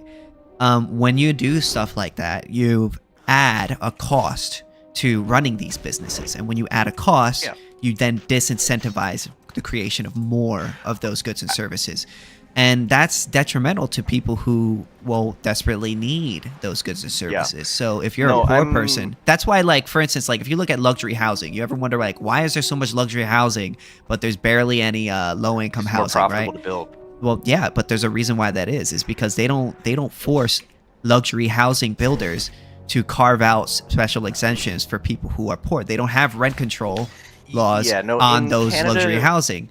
So that's why Canadian. You see more people who. I'm Canadian too. And we have a huge problem with our housing and all that. Yeah, you and know why? It is largely because of regulation. I work in construction, and it's really interesting because, like, I'm all for making things safe, right? It's good to make things safe. But I noticed that because of zoning, because of fire protection material, that's like, we did a lot, like copper wire was like one big cost, and the other big cost was literally fire protection. Like, it is that expensive. Yeah. And it just means that if you build a low income unit, the margin is so small. Whereas if you build a high income thing, it's built the same way. Like $1 million house is just as shitty as a $200,000 house. The only difference is it's bigger. Yeah. Okay. Yeah. And it's just so much more money to make off the top of that if you sell a house for $2 million versus $50,000 or $500,000. Like, it's just Yeah. So that has the negative effect of like disincentivizing people from, and then the people then like people in the government, they turn around and it'd be like, oh my God, look at all these people. They're just catering only to the rich. They only care about making money from rich people. And then they use that as an excuse to put more laws in place. And then they'd be like, oh my God, look how expensive this low-income housing is. Why is there all this luxury housing? Everything's so expensive. We need even more rent control. Now we need to put rent control on luxury housing too. You know what I'm saying? Like, it's a self-reinforcing problem that proves itself when it fails. Does that make sense? So like whenever there's a public program that fails, the assumption isn't, oh well, and maybe we should scrap this program. This program sucks. No, the assumption is, oh well, it needs more funding, right? Whereas Well, a private okay, company, let me give you an alternate perspective, right? Because Sure. just to tell you that when you talk among the left, and this is anyone from like a relatively right-wing American Democrat to, you know, like really far-left people, they will tell you that austerity is a form of argument for exactly what you're saying, which is privatization. And what we see is basically politicians will defund social programs, and then they'll say, look, this social program isn't working anymore, it's inefficient, it's falling apart because they defunded it. And then what they'll do is those politicians will all invest on the ground floor of the privatized replacement. That's exactly what they did here in Canada. I live in BC, and that's exactly what happened with just about everything here. Just about everything here is a semi-private Crown Corporation. Yeah, but Crown Corporation implies they're being protected by government monopolies, right? Yes, it is a government monopoly. It literally is. So it's literally it's a leased monopoly. Yeah, okay, so it's not basically, capital. to us, it's just a scheme where they're just moving like their money from one hand to the other, where they're basically firing one company and then they'll invest in one company and then have the other company fail, and then when that other company goes up, they then make a lot of money. You know, it's basically like, and the issue with that is you could only have a situation like that when you have a state controlling that sector, right? If you didn't have a state controlling that, monopolizing that sector, you would have competition. But like, also like, wealth, like in what they call it, welfare, creates more poor people. The reason certainly why doesn't help them become richer, but I think that there's a lot of reasons for that. There's a lot of reasons. The main reason is when you pay people to be poor, you get more poor people, right? Certainly, that is a factor. That is definitely a factor. I see it a lot with people having kids and then using like the child tax credit to just like... Well, all the incentives are there. Fundamentally, if you're getting paid not to work, you're getting paid to have children, you're getting paid not to be married, you're going to get more of that thing. You know, it's like, for instance, if I put a government program for every person who breaks their leg, they get $1,000 to get a cast. I would expect an increase in the amount of people breaking their legs. Because people want the money. If you give them a free $1,000, and I thought you were saying to pay for the cast, but you're saying like just an well, they could be like skip the cast and it just fucking right. You know what I'm saying? But you know what I'm trying to say. Like if I incentivize people, if I pay people to be in a bad situation, you're gonna get more people in a bad situation. That's why I fundamentally need some more charities. It's very cyclical. Mm-hmm. The issue is too is like, okay, so I don't necessarily care. I would like people to have jobs. I say as I'm currently unemployed, but I'd like people to have jobs. Me too. I'd like a job right now, honestly. I have a job. And the Canadian job market is fucked. It's fucked right now. Yeah, no, it was really good actually a few years ago. It was like kind of nice. But it's fucked now. It's just totally fucked. But what was I talking about? I don't know. You said there's something about the job market being screwed. Well, yes. But I was going to go back to something before. You guys said maybe this is like a minarchist thing, and I think the way that I look at things, for one, I'm not an absolutist, and I don't believe in revolution and destroying everything, right? Mm-hmm. But I see market forces as natural. They're sort of like a product of the way we interact with each other. And I see socialism or welfarism or whatever people want to call it or how you want to use it as sort of just like what it should be, in my view, ideally in a perfect world, is very precise, like pinch points, like a wedge in the water to make the water go a certain direction, like rather than being these constantly adjusting things where it's like trying to figure out exactly just how poor are you, how much should we give you, you know what I mean? Rather it be a simple, like one-size-fits-all solution that aims to, for the vast majority, not for absolutely everyone, but for the vast majority of people, solve simple problems like housing and water and maybe some food staples, not all kinds of food. I think the best way to do that is through privatization, because when you privatize something and you allow a profit incentive in creating that good, you're going to get more of that good, because then you don't make it illegal for people to compete in the market, yeah, you're going to get more of that good. And that's fundamentally what's the thing that gets the most poor people out of poverty? What's the most thing that gets the most people working? It's an increase in productivity. It is an investment. It is the profit incentive that gets more people to create more goods and services. So, you know, for me, privatization is going to be the solution to that.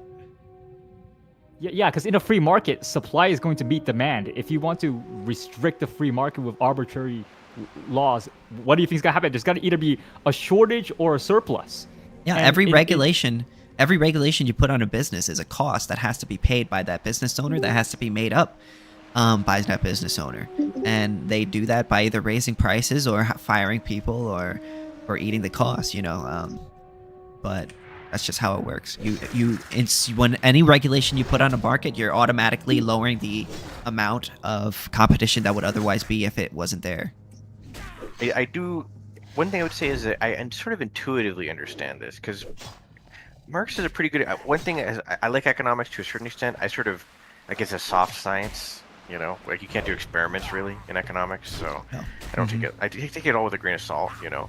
But it's like this stuff intuitively makes sense to me, and like I said, it's like market forces are really natural forces, and my issue is just that those natural forces are not like it's very idealistic to say that if you just get rid of all regulations, then these things will be mulled over and fixed. You can have voluntary regulations. You just can't force people to believe to abide by your rules. You can't put a gun to their head and be like, "Hey, you must give me bread every week." That's not how. Yeah, we're not cool with businesses that. sort of regulate each other. In fact, if you look at McDonald's, the health regulations that they put forth, they always go above it. And most businesses that want to be credible, they do more than what the regulation asks, so that they could be more competitive in the market. That's the true. issue Some is when you businesses, force but it. When you then- put just one last statement is when you Go put ahead. a one size fit all blanket regulation. It then affects those businesses that can't afford to have those that to follow that regulation. Then you sort of cut them out the market when they could otherwise compete. Go ahead. And this is why I focus on something where it's like it's fixed. It's not a continuously evolving situation that businesses have to constantly navigate and deal with. I understand that it's still not a free market. There still may be some cost incurred. Like if I'm talking about housing, it's going to mean that all other housing is less profitable by virtue of the fact that if you really need housing, you don't need to buy it. That would severely affect the housing market. But in that situation, it's like, okay, well, now you have a new baseline, right? I know that you don't like that, but that's what I'm saying. It's like if you have stability, like one thing I get from economics and capitalism is that stability is crucial. Stability is crucial because without stability, you don't have investment, you don't have people hiring. You need stability and predictability in order for people to invest and for businesses to grow. Yeah, you want stability, but you also don't want coercion. Like you don't want a situation where someone's just stealing your money and doing what they want with it, and now you can't do what you want with your money. It's like, okay, what's the point of me making money then? Why should I buy into this system? Right, but if I have to buy something, if I have to pay money for something that I might not otherwise have to, like paying for housing, right? That's like a huge portion of my bill that I have to deal with no matter what, right? Well, I don't really have a housing choice. is a scarce resource. Like there's no getting Not out of having. actually. No, it's not a scarce resource. It's an artificially scarce resource because Huh? the vast majority of housing is owned by like a small set of companies, right?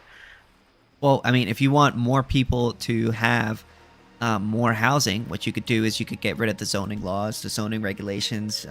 Yeah, What you could do, you could That get could rid of possibly help. That tenant- could possibly help. it would Well, make yeah, it profitable. to build because more. what? Sorry, go ahead.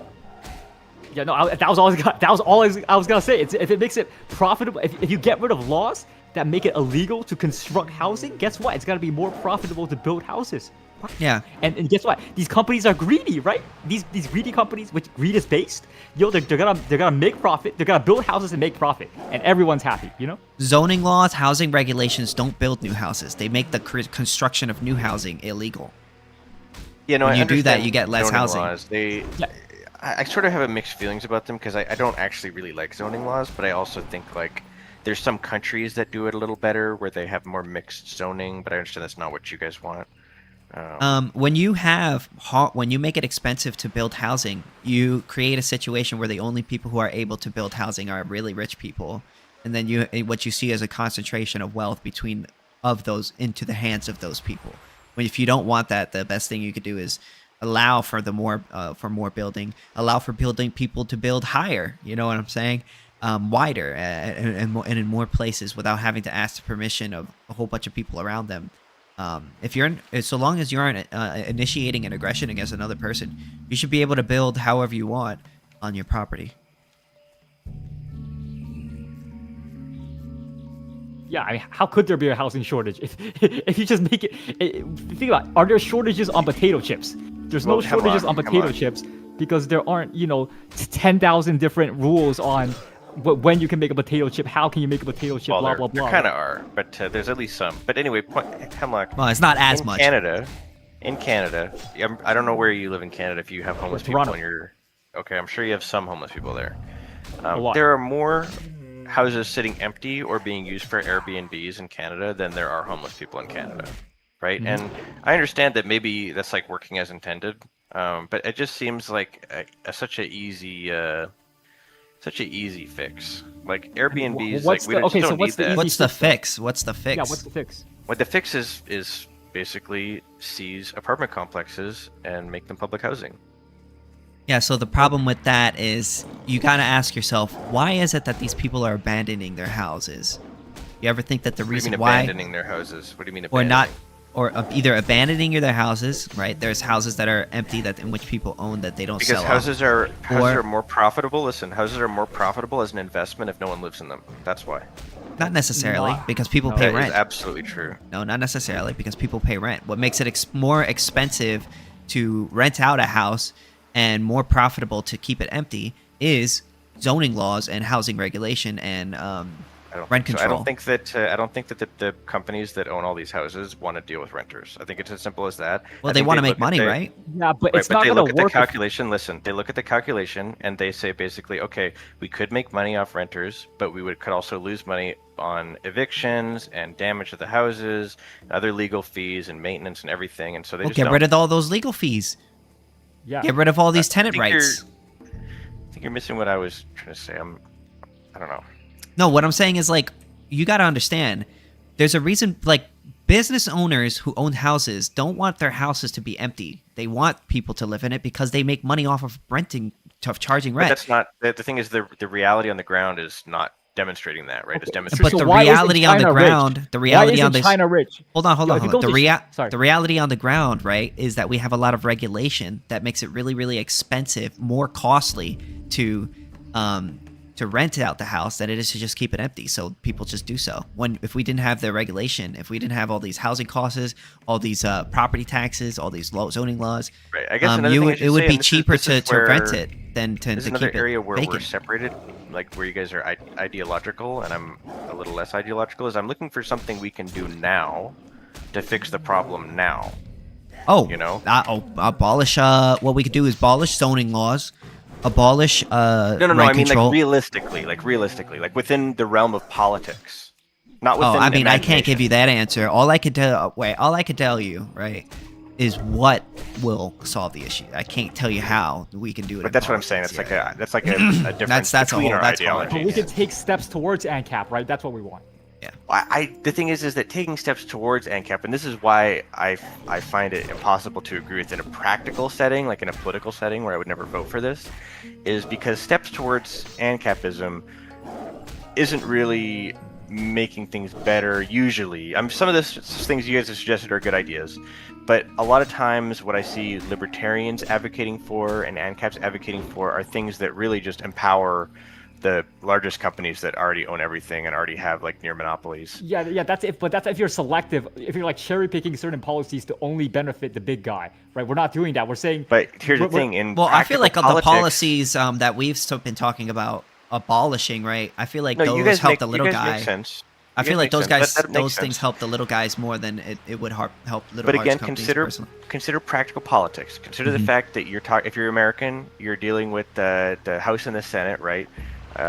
where that's a bunch of people in, I believe I chose the troll House is, for like, purely relatively aesthetic normal. reasons. No, the Senate's a bunch of people. The Senate's larger, right? Forgive me.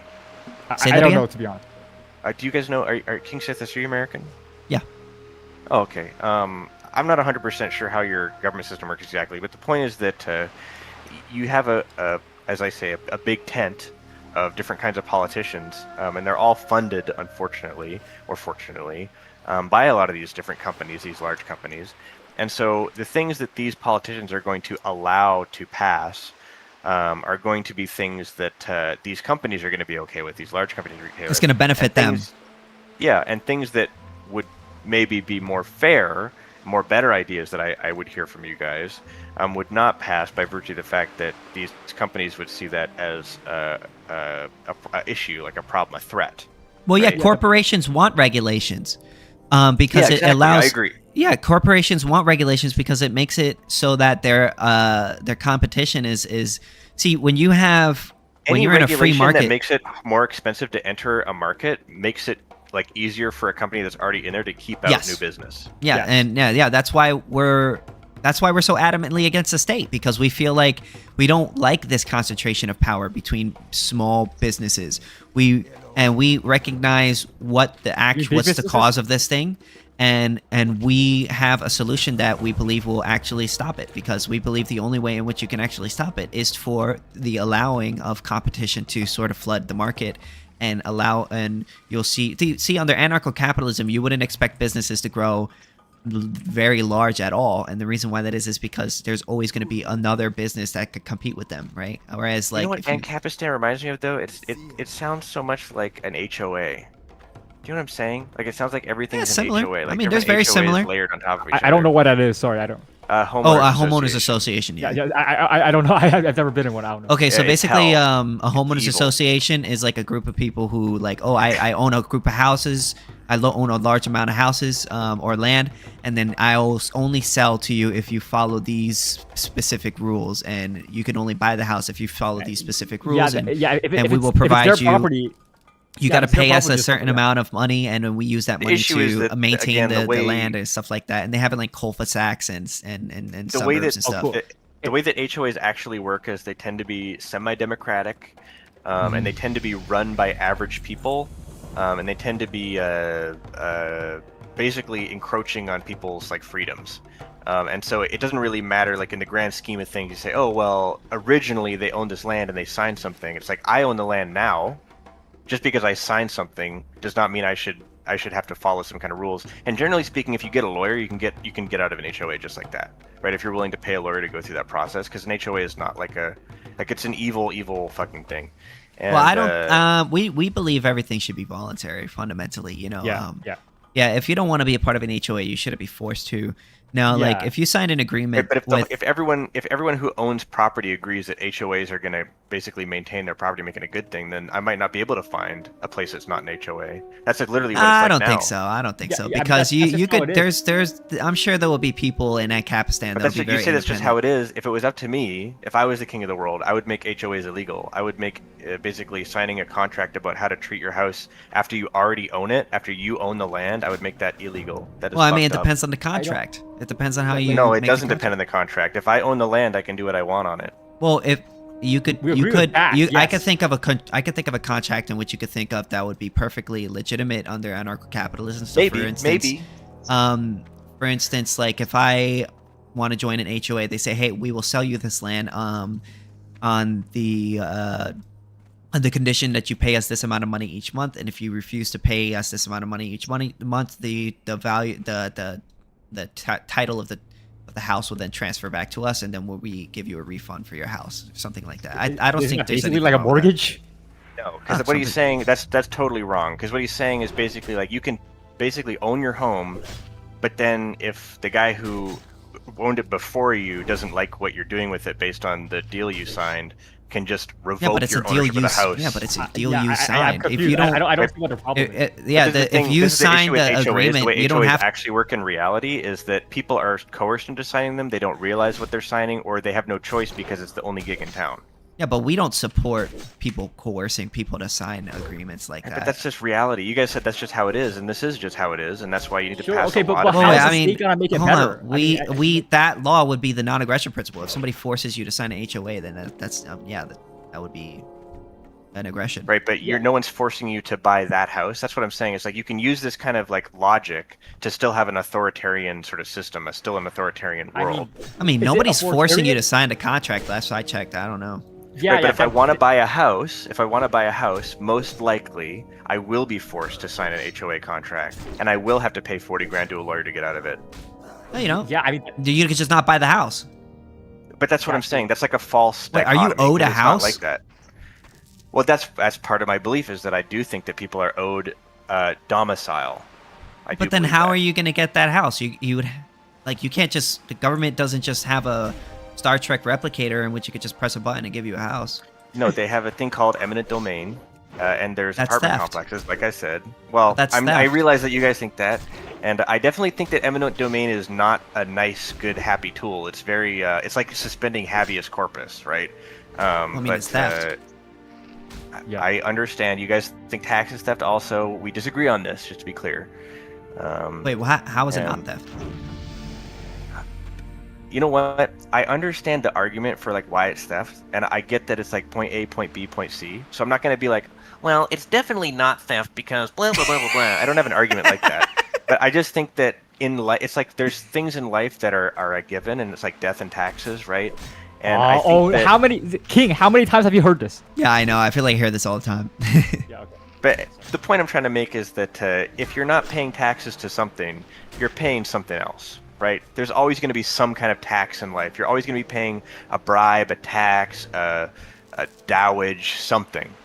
Yeah, but one is forced, the other one is consensual. Like, I'm not... Not necessarily, because when it comes to food, right? I'm not necessarily saying food should all be a non-sold commodity, but when it comes to food, I need to eat to live. So, yeah, I have a choice about what food I buy, but I don't have a choice in whether or not I buy food. Nobody's forcing you to buy food. Okay, well, that's so dumb, I'm not even going to engage with that.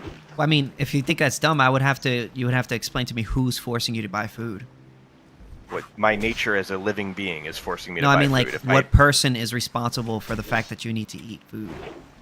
God, perhaps? Mother Nature, I if mean, people don't believe in God? Then, I mean, you can't really hold God responsible. I who- mean, what can you do about that? It's not... But that's what I'm saying. That's why if you're like, oh, well, no one's forcing you to eat, it's like, yeah, I am forced to eat based on being a No, human but being. what I'm saying is no person is forcing you to eat. Like, you're basically saying your body is coercing you to buy food. Like, I think you're we- misunderstanding. I'm saying that No. it's not a choice. I don't have a choice about buying food because I need to buy food to live. and my point is that nobody's forcing you to buy food. You choose to buy food. Okay, you're wrong. Simple as. Of Wait, course I'm okay, forced then to buy who is food. forcing you to buy food? I'm saying no person is forcing you. God, the fact that I live on Earth as a human. Well, I don't really I believe don't in understand God, why this so isn't coming through to you. I don't believe in God, so I'm not sure how God. Okay, Mother Nature. Mother Nature. Who's Mother Okay, Nature? Who is she? Who? Yeah, there's no. That's not okay, a person. Your mom put you So on your Earth, mom is forcing okay? you to eat. No, your mom. God for My me. mom your is forcing for you to eat. No, your mom is forcing you to eat. My mom is forcing me to eat. She's not even near How? me. Buddy. This is why ideology is bad. This is why I'm anti-communist. Is because it makes you a retard. Sorry, I'm Hold done. on, I'm not trying to be rude. Bro, I How wanted am to I a make retard? He was being so nice, and then he just called me a Oh my- retard. bro, yo, no, he rage quit. He seemed just so nice rage and he quit. Yo, TKO. No, I'm joking. Yeah, that was a Yo, win yo, on our part. That was a Okay, W. no, hold on. Look, I always gotta make the point that all we're saying is we shouldn't make it so that anyone else is legally responsible by force to give Yeah. you food. That's all it is. It's like Yeah, okay, yeah. Yeah. Look. It's if people want to give you food, that's fine. But it's like you can't force people at gunpoint to give you food. That's what we're saying. Yeah, like when I'm saying nobody is responsible for the fact that you have to eat, I'm saying no person is imposing that upon you. Like you can't be like, oh, that guy's responsible for the fact that I get hungry. Yeah, and the problem is like, okay, you can blame God, Mother Nature, or the laws of physics. It's like, okay, you're gonna blame these people. You're gonna hold them legally responsible for the fact that you have to eat. It's like, what? I'm so Yeah, but there's no person that's responsible for it. I can't. Yeah, okay, Yeah, well, exactly. Yeah. Yeah, you're gonna blame biology for the fact that you have to. You're gonna take biology to court. It's like, why are you forcing me to eat? Like what? Like, what? Damn, he got mad really fast. I feel like he was It's pretty yeah. cool. Yeah, it's like I was gonna explain that point to him too, but you know that's the problem. Okay, bro, I think you are just like the destiny of Ancap, because I don't know, you have that aura, bro. You got that aura. What do you mean? Like I have a very, I don't know. Why do you think I did a good job? Yeah, I think you have a consistent debate style. You just nail people to one point, and it's like they can't do anything. Yeah. I like it. Well, that's the thing about me, bro. It's just like I'm very like, okay, wait a minute. Now, okay, if you're saying that I'm forced to buy food, okay, well then who's forcing you? Like, well, okay, no. Mother Nature's for you. Who is that? Like I'm the type of person like I'm gonna hold you to that point until you like, you know what I mean? Like. Yeah, because we're making a legal point about the NAP. It's like, okay, if you're gonna make some legal argument, it has to be about specific people, right? If you're just bringing up the laws of physics or you're bringing up biology, Mother Nature, like what is the like we're talking about human ethics, you know? Mm-hmm. Yeah. Yeah. So like, okay, so problem is, where's that? Is that lying guy gonna come here and debate me about religion? I mean, the thing is, I have I friend requested him. He still hasn't accepted my friend request, which is really sus. Cause like I'm saying, oh, I wanna like talk to him one-on-one. He's like, he just keeps joining back in the room. Like it's. Oh, you remember like, Connor? Connor? He asked me to debate him this weekend. So I mean, we'll see if he does. Who's Connor? Connor was the guy that sounded homosexual that was arguing with us about. That sounds really vague, bro. A lot of people sound homosexual. Who are you talking? Fuck. It was the one that was Oh, the one that I said, oh, praxionometry and then he was like, oh, wait, no. Hold on, I think Connor V2. I think. Yes. Yeah. Him. Yeah. I think he had a. Yeah, he looked like Ryan Gosling, I swear. Yo, he rage quitted on us, and I was like, oh, praxiometry is our true religion. Our true religion. And he was like. That's a lot of people. A lot of people rage quit on Ancap, so it's like that's very vague. Like, oh, he rage quit on us? What? Who? Like, what? Yeah. Yeah. Also, by the way, I was trying to download the Turtle WoW thing, but like, bro, it started like lagging my laptop really bad because I was in Discord call and it was trying to download an update. It was just so laggy. So I can't, bro. I mean, maybe if you have a really older laptop, it might be. You know, it's not even that shit. It's an Inspiron. It's a Dell Inspiron 13. So I don't know. I don't know if that's good or not. I can't tell. Yeah, but the laptops are just crap tops. You know, they're not that. You know, they're not meant for like power gaming. You know. Yeah, I don't know. Turtle WoW was like an old ass fucking game, so I figured maybe you could play on it. So do you play chess or anything? No. Okay, so never. I just play World of Warcraft. I am a nerd. I just sit here all day. Yeah. Cool. No, so what's the game about? Is it like you're grinding points or what?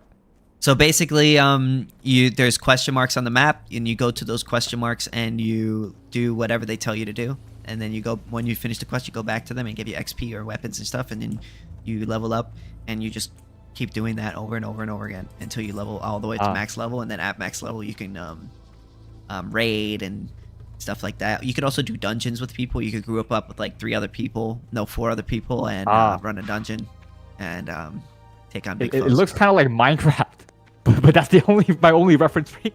I mean, I guess it's not boxy, I guess, but it's just normal. Yeah, it's a normal fantasy game, pretty much. I probably get bored playing it because I'm like, yo, it just looks kind of monotonous, you know? From the outside looking in, I could understand why you would say that, because like, but once you get into the game and you like start to play it and understand it, like it's kind of addicting. Yeah, but I'm competitive, you know. I want violence. I want to fight. I want to like, you know, compete against people. They got PvP. Oh, okay, so you know, maybe one day I can play it. Maybe one day we might have a better computer.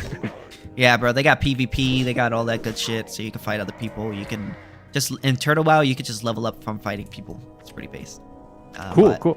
Or you could just do PvP, which is basic grind, which is what I'm doing. I like grinding. Because I do this while I'm talking and debating with people, and it's kind of just like that's just like Destiny, but that's like a lot of streamers. It's not just Destiny, but like he's playing some game and he's debating. So yeah. Yeah, that's kind of like. Yeah, I kind of got that from him because I've used to watch. I still watch Destiny. I do like him. Yeah. Speaking of Destiny, like, look, I'm not a big debate bro. Like, I don't know everything about debate bros, but I'm here when I like think of Destiny, the way he debates, I'm thinking, okay, he has the most. First of all, he's very intelligent. Like, his mind is just really fast and faster than the average person, right? Another thing is like he has like a a rhetorical position that's like really hard to beat, like rhetorically, like because he's a progressive, he's like a progressive liberal, right? And problem is that it's like, okay, you're combining utilitarianism with enlightenment ideals. It's like it's really hard to beat that from like a rhetorical perspective. You know what I mean? It's just like because you just be pragmatic and then you add like 1% idealism. And it's like, okay, how do you beat that in a debate? You're just like, oh, I'm the good guy always, but I'm also pragmatic. You know, so it's like, how do you beat? I don't know. It's like, look, think about it. If I was debating against Destiny, I wouldn't. I would be like, yo, you got your perfect rhetorical position, but we're just gonna all I could defend against him was the NAP. Like that's literally all I could do. You know. The thing about him is he's always debating like these Trump supporters, which I feel like they have an ideology that's really, really hard to defend. So I feel like it's always a slam dunk for him now because he's debating like these dumbass guys. And not only that, but he's very intelligent. He knows all the arguments in and out. So yeah, I like him a lot. I think I like to listen to him debate other people and kind of see the tactics that he uses and try to implement it in what I do. And I just love debating people. I just like I enjoy like arguing with people. It's kind of fun. I don't mind debating people. It's just not. It's like one thing in my life. Like one day I want to move past beyond debating. You know, like one day I want to be I want to be like Pokimane, or like, I want to be like these streamers who just sit on their gaming chair and do nothing and get paid for it. You know. The thing is, right? Gaming isn't enough anymore to get you popular. Like unless you're like really good at it or really. Okay, true. No. I mean, like you got these streamers that literally do nothing. Like they're you got. You know the reason why they have that is because those people are what do you call it? They have an audience. They have a huge audience that loves them and watch them for pretty much whatever they want. You know what I mean? Yeah. That's what I want. It's really hard to get into it.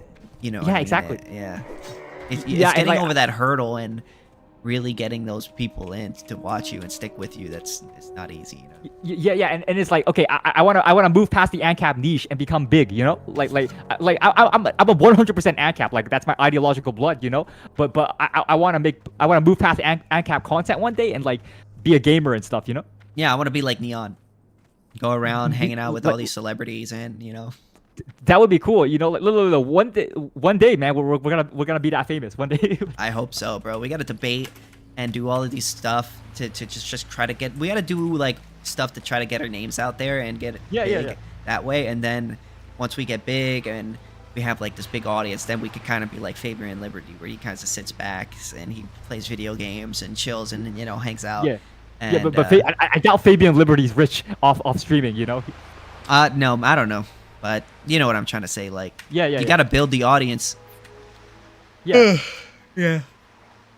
So I'm just trying to get my name out there through Ancap.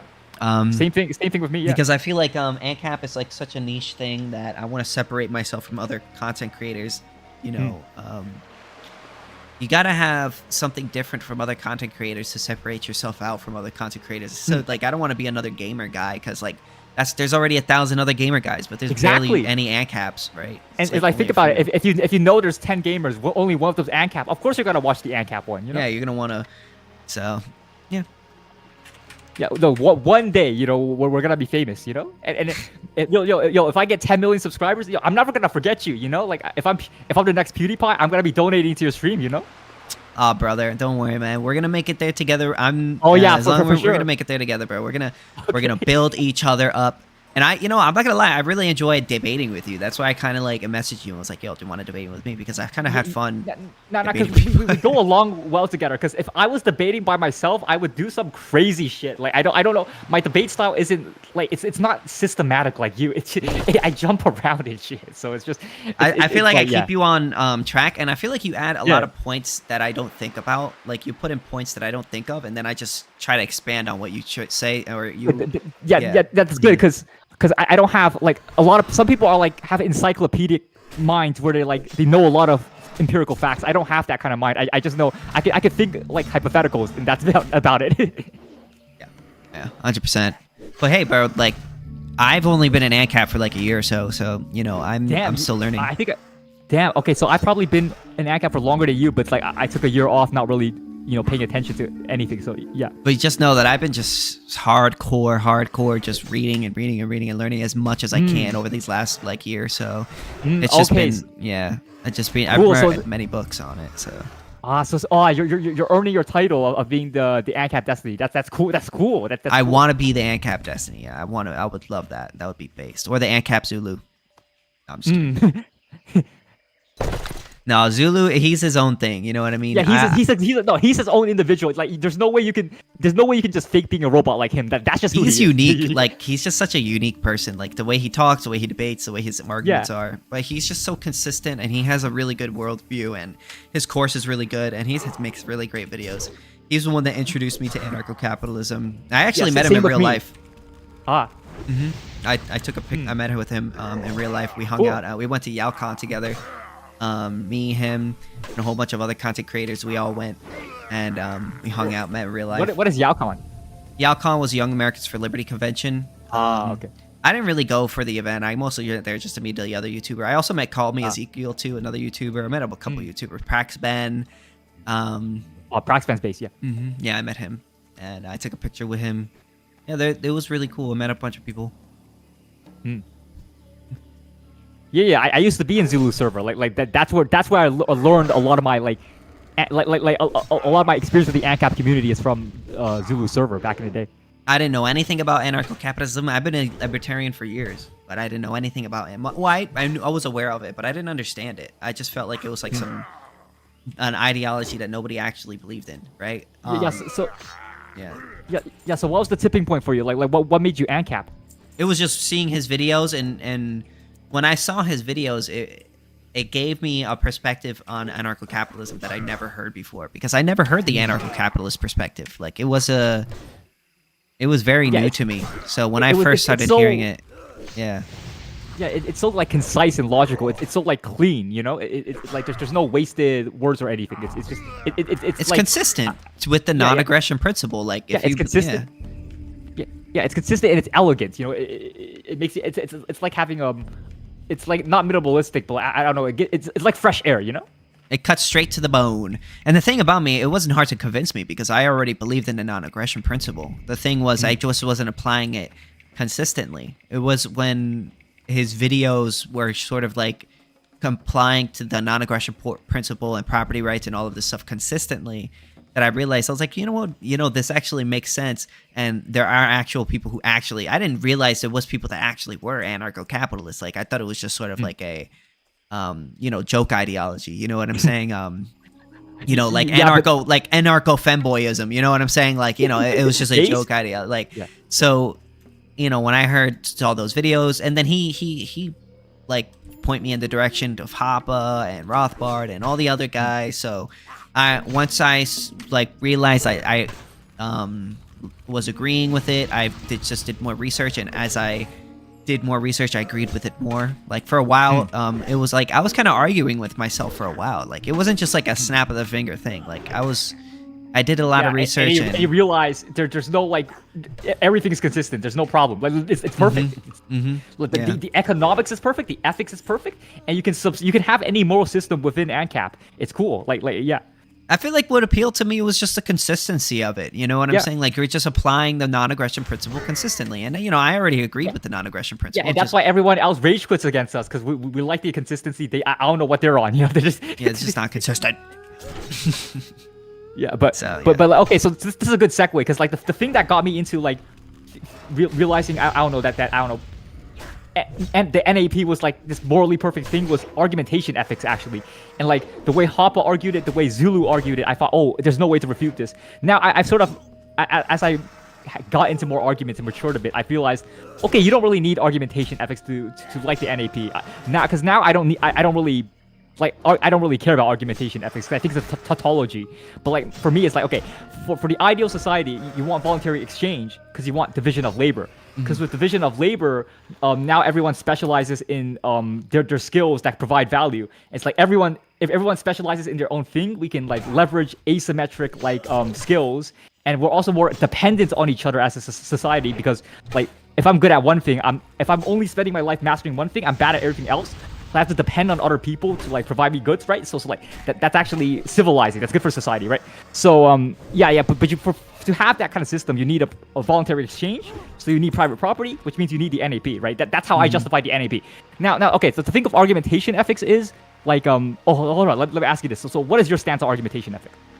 I mean, I agree with it. I just generally don't like to use it because I feel like it's harder to convince people with using argumentation. Like, so for instance, like if I go up to a person, I'd be like, no, I'm just objectively correct. Like, I feel like that generally doesn't change people's minds. And then also having to go through the whole rigmarole of, well, when you argue, you're agreeing with us. And oh, they...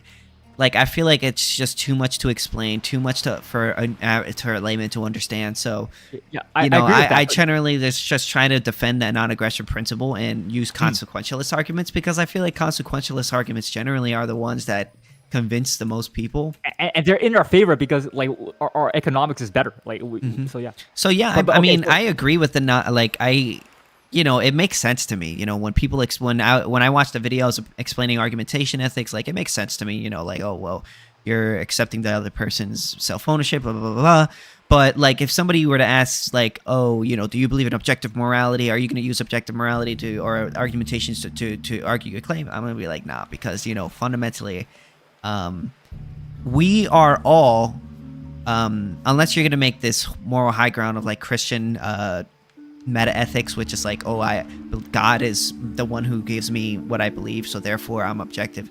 Most people don't use objective morality. Most people use subjective morality, like 99.99. And the problem, even if you're making some like, I don't know, religious arguments, like, okay, what if I just make up a god myself? It's like, it's just kind of silly, It's just so I feel like the game really just comes down to well, my moral outlook is just better than yours, and then I explain that using like, okay, well, then it's not okay to violate innocent people's rights, and then then you put them on the defense of like having to explain why it is okay to violate people's rights. Like, I'm a libertarian. I do not think it's okay to ever initiate force against any innocent person.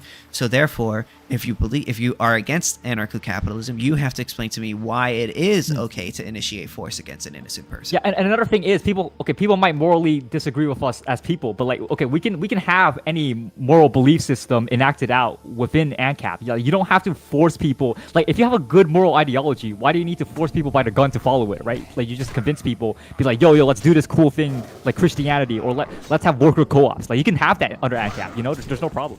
Yeah. The issue is that the people want their ideology to be forced upon people. It isn't enough for... That's the problem. Yeah, that's the problem. It isn't enough to, yeah. Like that's not what... Like, we're cool with worker co-ops. Like, come on, we're cool with Christianity. We're not cool with people being forced to, like, live a certain way at gunpoint. That's the problem. The problem with a lot of these with the socialists is they view capitalism as being the same as slavery. So abolishing capitalism is and having workers co-ops is the same thing as like abolishing slavery. That is the problem. Yeah, but then what is their ideal world? The ideal world is where blue collar workers own private property. It's like, yeah, we support that. Like, let's have private property. Let's get your worker friends together and have private property. Cool. Like, yeah, no problem with that. Oh, hey, what's up? I didn't even realize there's new people in here. What's up? Yeah. Hello. Hey. We're Ancaps. Yeah. It's me and King. We're Ancaps. I see. So you guys got questions about Ancaps or like? All right. Yeah. Any arguments, questions, inquiries? No. So are we all? We should start by reducing. If the state is the problem, we should start by struggling against the police and the military, trying to destroy them as much as possible. Base. Because the police and the military are the apparatus by which the state keeps its power. Yeah, I mean, we definitely believe, like, yo, if the police are trying to shoot you in the head, you can shoot them back. Like it's self-defense. But like, don't randomly just shoot people in the head. No, but what I mean is, right, like the state maintains its coercive power through the police and the military. So to bring about the world you want to bring about, the first step would be to reduce and eliminate that power as much as possible. I mean, there's another way. Oh yeah, yes, we believe in abolishing the police and privatizing it. Also, another thing, you can just convince all the police to be Ancaps. If all the police are Ancaps, it's good, Yeah, they won't we can privatize them, and then we'll be good. Yeah, and they can't, like, if they're all Ancaps, they're not aggressing. They're not. We got to engage in the black market and create an agora. Yeah. Okay. Anyways, so yeah, I guess we can continue. Oh, wait, are you back? Didn't answer. Yeah, I'm back. But no, because they're calling again. Sorry, be right back. Okay. Okay, so I don't. If is he gonna leave for real now? I don't know. Okay, I don't know. Okay, so if he anyway, so I'm just making sure he doesn't like come back. I don't know. He might come back. I don't know. Okay, so while he's pausing, I guess we can talk a bit about argumentation ethics. Yeah. So the argument is basically that because arguments are a peaceful way of resolving disagreement, like any attempt to justify like the initiation of aggression, the initiation of force by way of argument would result in like a performative contradiction, right? So that's the this is how I would argue it, right? Okay, sure, you are. Yeah. Okay, so it isn't just simply like you're engaging in an argument, so therefore you support that over the other, because that's not really. This is how I would view it, right? When you're engaging with another person in a conversation. So when you're using your property, you're basically when you use your body, you're basically saying that I believe that property rights, at least for my body, is legitimate. Because if you didn't believe you had the right over your body, you wouldn't use it, right? So you're saying when you use your body or act, you're saying your body, self-ownership is a legitimate form of scarcity. Right? At least for your body, yes. Anytime that you make an argument, or anytime that you use any external scarce resource in which you own, you're now saying at least for yourself, when you do that, you believe that private property is legitimate. Now, at least for yourself. Yeah. Now it isn't when you engage in argumentation with another person, right? The only reason why you would engage in any sort of form of argumentation with another person is if you felt like that person had self-ownership. Because if you didn't feel that person had self-ownership, you would not engage in a conversation with them. You would not argue with them. Yeah. You would just, in fact, exact your control over that person, right? So it is when you engage in argumentation with another person that you're basically saying, I am, as opposed to violating this person's rights, I am recognizing this person's property rights in this person's body. So then to aggress, or to say I believe it's okay to initiate an aggression in an argument, right? While you're saying that this person has self-ownership, while also saying in your words that I believe it's okay to violate that self-ownership, is a contradiction. It's a contradiction that you're acting in a way that goes against what you believe. Does that make sense? That is the performative contradiction. Contradiction, yes. And yeah, that's very similar to what Hoppe said himself in his book, Theory of Socialism and Capitalism. It isn't just like, because I know a lot of people, they'll say like, oh, you're saying, oh, you prefer, anytime you engage in an argument, you're just saying, just because you're engaging in non-aggressive acts, that you support non-aggressive acts as opposed to not aggressive acts. That's not the thing. It's the fact that you're arguing with another person, that you recognize that you're recognizing that person's self-ownership. And in recognizing that self-ownership, while arguing, if you were to then argue that you should violate that person's self-ownership in recognizing that person's self-ownership by arguing with them, then you're in a contradiction. So some people, they'll say like, oh, well, sleep. You could say you believe in sleep, so therefore that's a logical contradiction. But when you say that you sleep, you're not... It's a little bit different.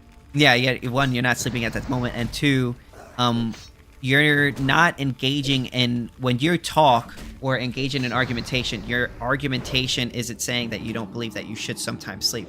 But when you argue with another person, you are making the claim that you believe that person has self-ownership. And if you were to argue that they don't have self-ownership while doing that, then that would create a logical contradiction, if that makes sense. And the problem is people will like, okay, the problem is, I think this is just a tautology, because like, okay, yes, if I'm engaging in like a peaceful argument with you, yes, but what if my intention isn't like to convince you of anything? What if I'm just distracting you with a conversation because like my friend is gonna give me a gun in 5 minutes and I'm just distracting you with a conversation? Argumentation is the to engage argumentation isn't just the act of talking to another person.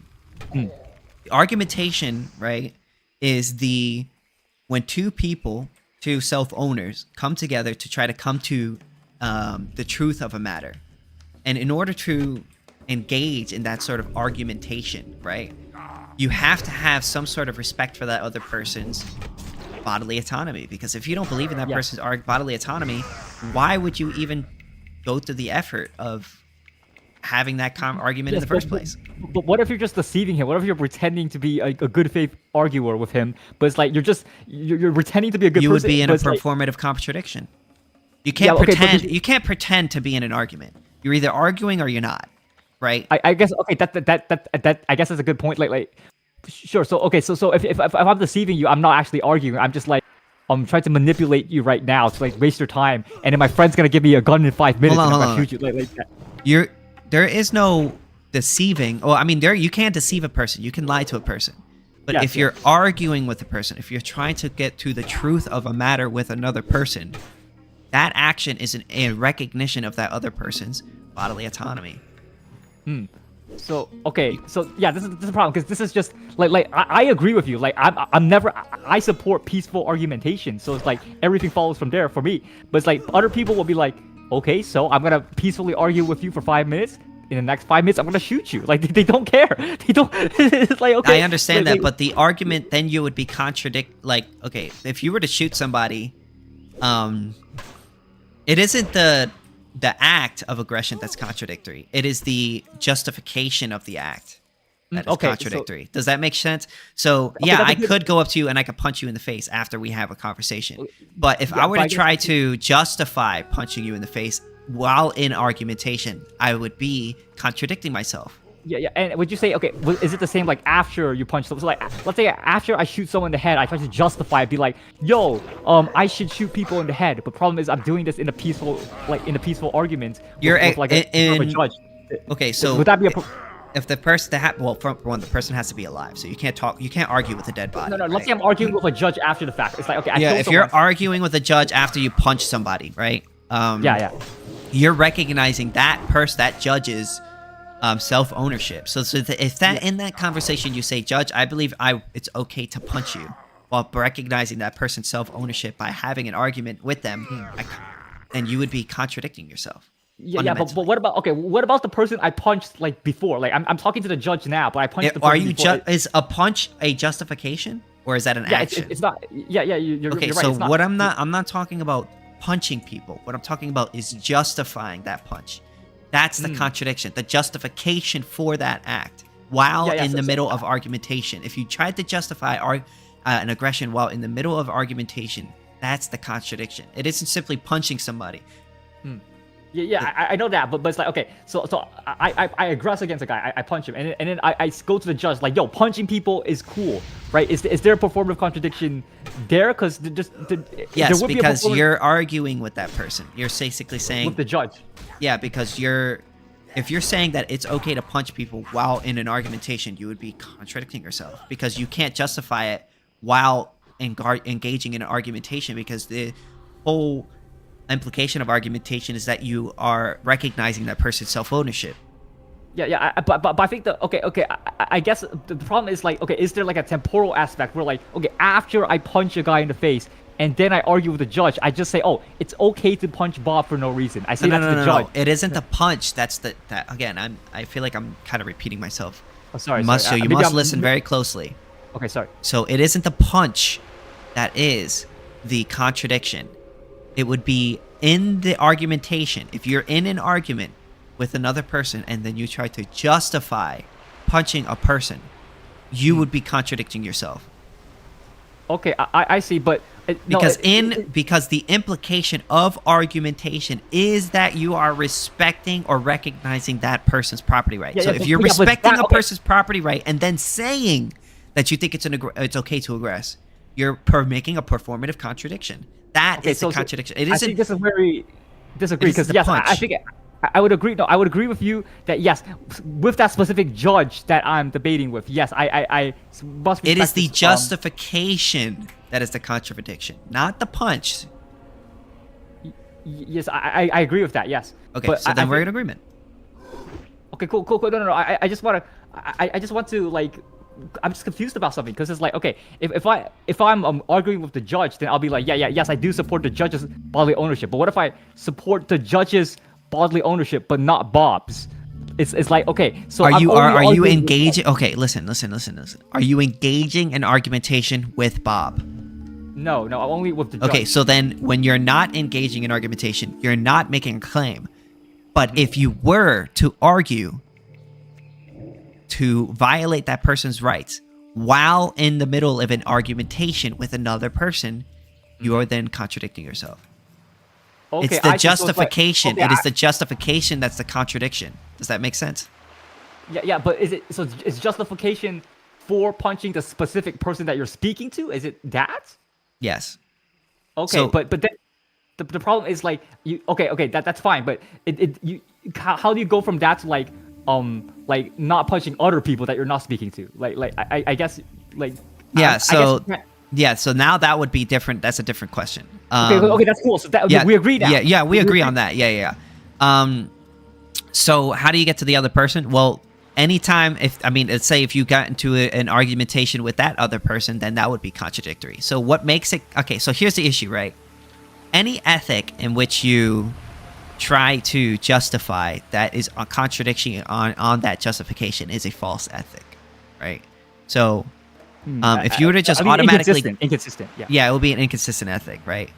It would be So if you were to just run up to a person and punch that person, then you're not really contradicting anything because you haven't made a moral claim. Yeah, there's no justification. Yeah. It's only after you engage in argumentation or in argumentating with that person that you then make that claim. So like if you haven't argued with Bob and you just punched him in the face, you haven't made a claim. You're just aggressing.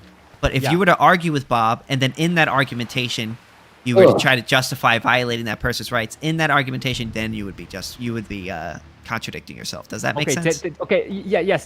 So like, yes, you go from like, but then you have to go from like the specific person you're arguing to and then universalizing it, and then I guess that's a separate issue, right? So how do you universalize it? Now, it isn't. I'm not sure it's universalizable until you do the act.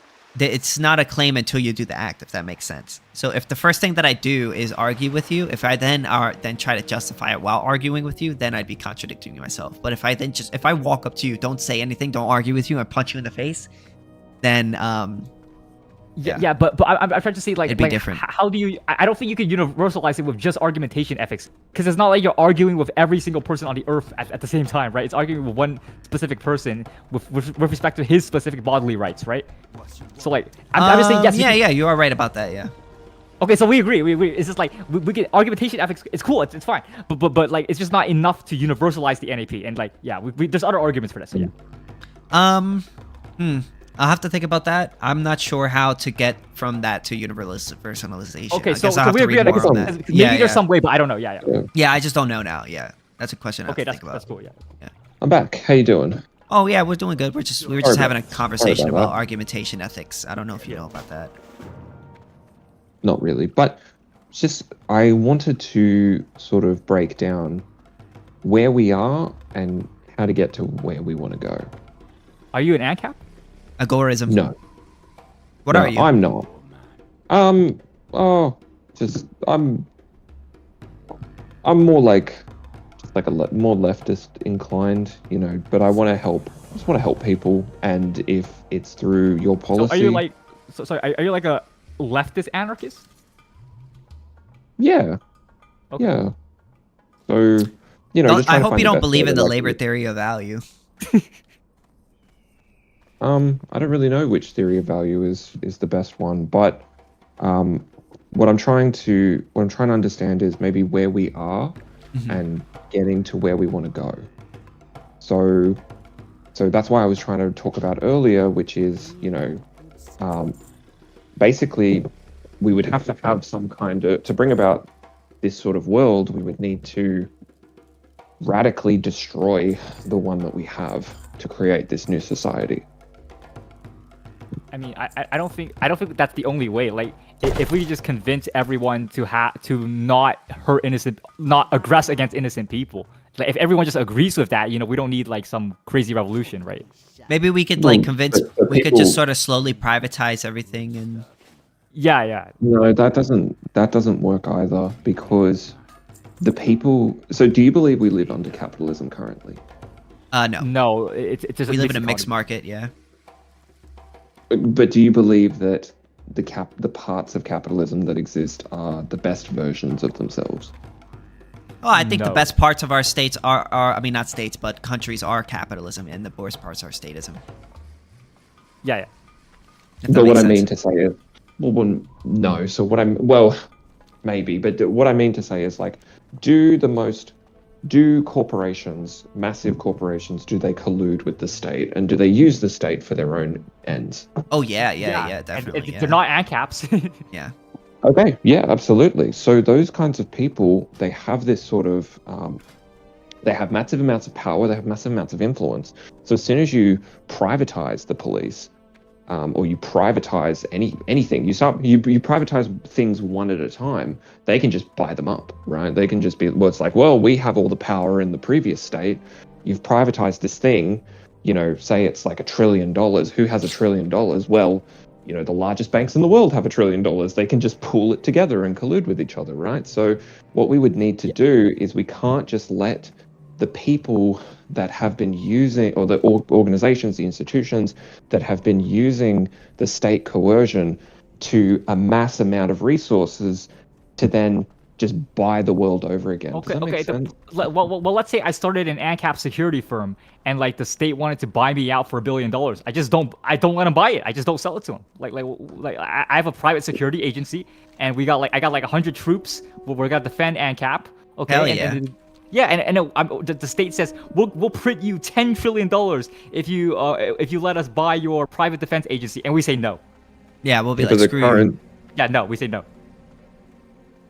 but that's good for you. But I would say that most people would just sell. Okay, so you would fight for the state instead. That's what most people would do, because Not their goal- necessarily, are- because So- if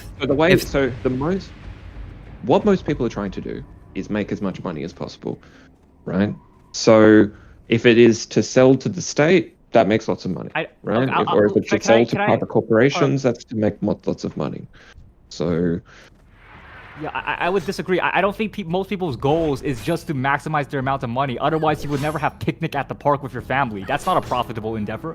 But most people want to do what they think is subjectively valuable. It's not like everyone's.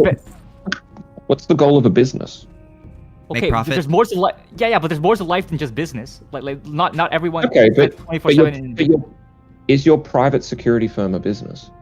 Well, Yes. yeah, but they're also made up of individuals, there you- right? well, With there Yeah, you values. but go. Your the private- incentive, your private- right? If you're a private security industry, right, in the private security industry, the way in which you make profit is by providing the service of security. If you're going around violating people's rights, no one's going to want to pay you.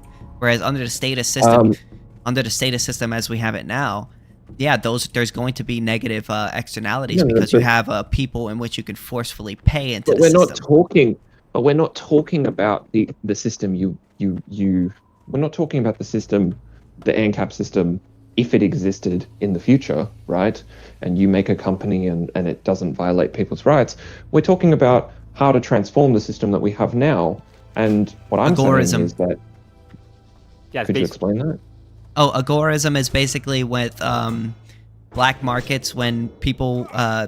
So there's a difference between white markets, red markets, gray markets, and black markets. So white markets are legal markets, gray markets are unregulated markets, black markets are illegal markets, and then red markets are illegal markets, but they violate people's rights, like human trafficking or something like that, right? So basically, the idea of agorism is anytime that we engage in the black market, we are delegitimizing the state. We are basically saying, I do not find the state to be legitimate. So what we got to do is we got to do everything we can to try to increase the black market while lowering the white market and having more and more increases in the black market, so that it then overtakes the state and takes over all of the functions of the state privately. Okay. But the Samuel state Edward isn't. Conkin. but the state isn't a static entity, and it's not. And the vested interests of that, use the state, right? They're not static either. So you guys can do that, but they're going to try and struggle against that, right? And I think we still need to get back to the point, which is what would be better, right, to bring about the Ancap society that you want to, or that we want to, would be to reduce the power of the military, reduce the power of the police, reduce all the power that the I'm with state that. uses to coerce people, and then we can overthrow it. I'm with that. Yeah, I'm with that. Good. Yeah. Sounds good to me. Okay, solid. Yeah. But I would also say that we would need to, because, imagine this, right? Imagine if we imagine an unjust system in the playground, okay? An unjust system where some people have unjustly, through coercion and force, accrued lots of things, right? And we at the market, right? And we say, you can no longer do that, but you have to pay for everything again, right? Or you have to not pay for everything again, but you have to start paying through this new system. But because you have all those ill-gotten gains, you instantly can become you can instantly just reassert your power.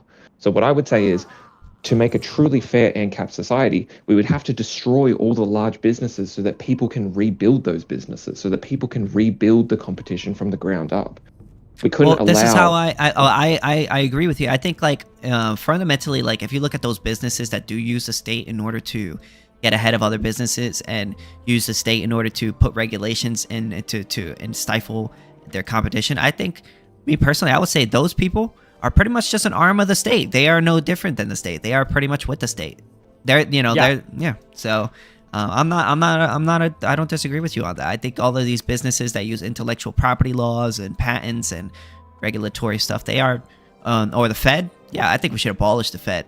People say it's a private company, but I mean, they should abolish that shit. It's a monopoly. They have a monopoly on money. It's a government enforced monopoly on money. It's statist. Yeah, so businesses that work with the state are an arm of the state. They are part of the state. So yeah, they need to be destroyed. But I would say it would have to be all businesses, because all businesses have prospered under the state apparatus. They have prospered within the state system. Therefore, to make it truly not all fair, businesses. Not all well, in the sense that most businesses don't pay the lobby the government in order to put things into place in order to help themselves. You know what I'm saying? Most businesses are small businesses. Those businesses that don't engage in the market and don't lobby the state, I think, are perfectly fine. Yeah, the businesses. I think, but I don't. See, even if they don't lobby the government, the ones that have been successful still have the vested apparatus, still have the vested interest of the old order, of the old system, right? They still have that. They've still prospered under that old regime, right? And you would still create an unfair advantage of these small businesses if they carried over, because they had prospered under the old state. Yeah, granted, maybe they hadn't directly contributed, but maybe, I don't think it's a stretch to say that business owners traditionally vote, or have traditionally vote more conservative, or traditionally vote more statist themselves, and to preserve the power that they've gained. So I think if we want to make it fair so that everyone starts from an even playing field and then competition can take over and we can truly see the merit, I think we would have to destroy all businesses. So that businesses I can don't know about rebuild all themselves. businesses. I'm not sure about every single one. Because I feel like what there's some that are perfectly honest. I mean, there's just some guy just running his hot dog stand, minding his business. I don't know what you're gonna destroy. I don't think him? he deserves that. Come on. Okay, we'll take But how did he get his hot dog stand? Generally, they work and then they save up money and then they buy one. Yeah. Yeah. Or they get an investment from a bank or something. Yeah. The bank. Do you think did the bank buy into the state? Do banks buy into states? A lot of them. Yeah. Some of them, yeah, but not all of them. But the thing is, Yeah, but just because you take a loan from a bank doesn't mean that you're responsible for that system. You're just working within the system. Yeah, but you're working within the system. You're playing by the rules of the system. You're accruing in the system. That you're reinforcing the old system. I think that, a hot dog stand. Wait, I'm a business too owner. Small. Okay. I'm a DoorDash driver. Should I be stopped? I don't think you really own a business. What do you mean? I'm in my car. My car's my business. Yeah. Okay. Well, I think that we should redistribute all the business assets so that people can. You gonna take my car? Again. Yeah. Why? What? Yeah, I bought it. Yeah, so that when we start this new Ancap society, no one has a leg up on anyone else, and that merit can truly flourish. Yeah, but I bought the car. That doesn't help Ancap. Yeah, I bought it. It's mine. But you bought it under the old system. The old system. I worked. Yeah, but I worked for my money. I didn't harm anyone. I didn't violate anyone's rights. Yes. You don't think? You would have it that you would have an Ancap system come in, and some people would just be ahead. Yeah, that's fine as long as they got their stuff through consensual transaction or homesteading. Yeah, we're not against inequality. If some dude sells 100 hot dogs, yeah, he's gonna have more money than the guy who sells 10 hot dogs in Ancap. Like, I don't see the problem. Yeah, me personally, I don't see any issue. Well, then, it's when people engage in the state. That's like when they use the state to stop competition or aggress against others. That's our issue, right? We want people to we want a free market, but at least we can agree that you'd have to destroy all big businesses then. No, well, the businesses that are engaging with the state, I would denounce those, but not every big business is part of the state. It just depends on which ones are violently. What would count as engaging with the state? Well, it would be either lobbying, bribing, passing laws, paying politicians, things like that. Okay. What about getting tax benefits or contracts or things like that?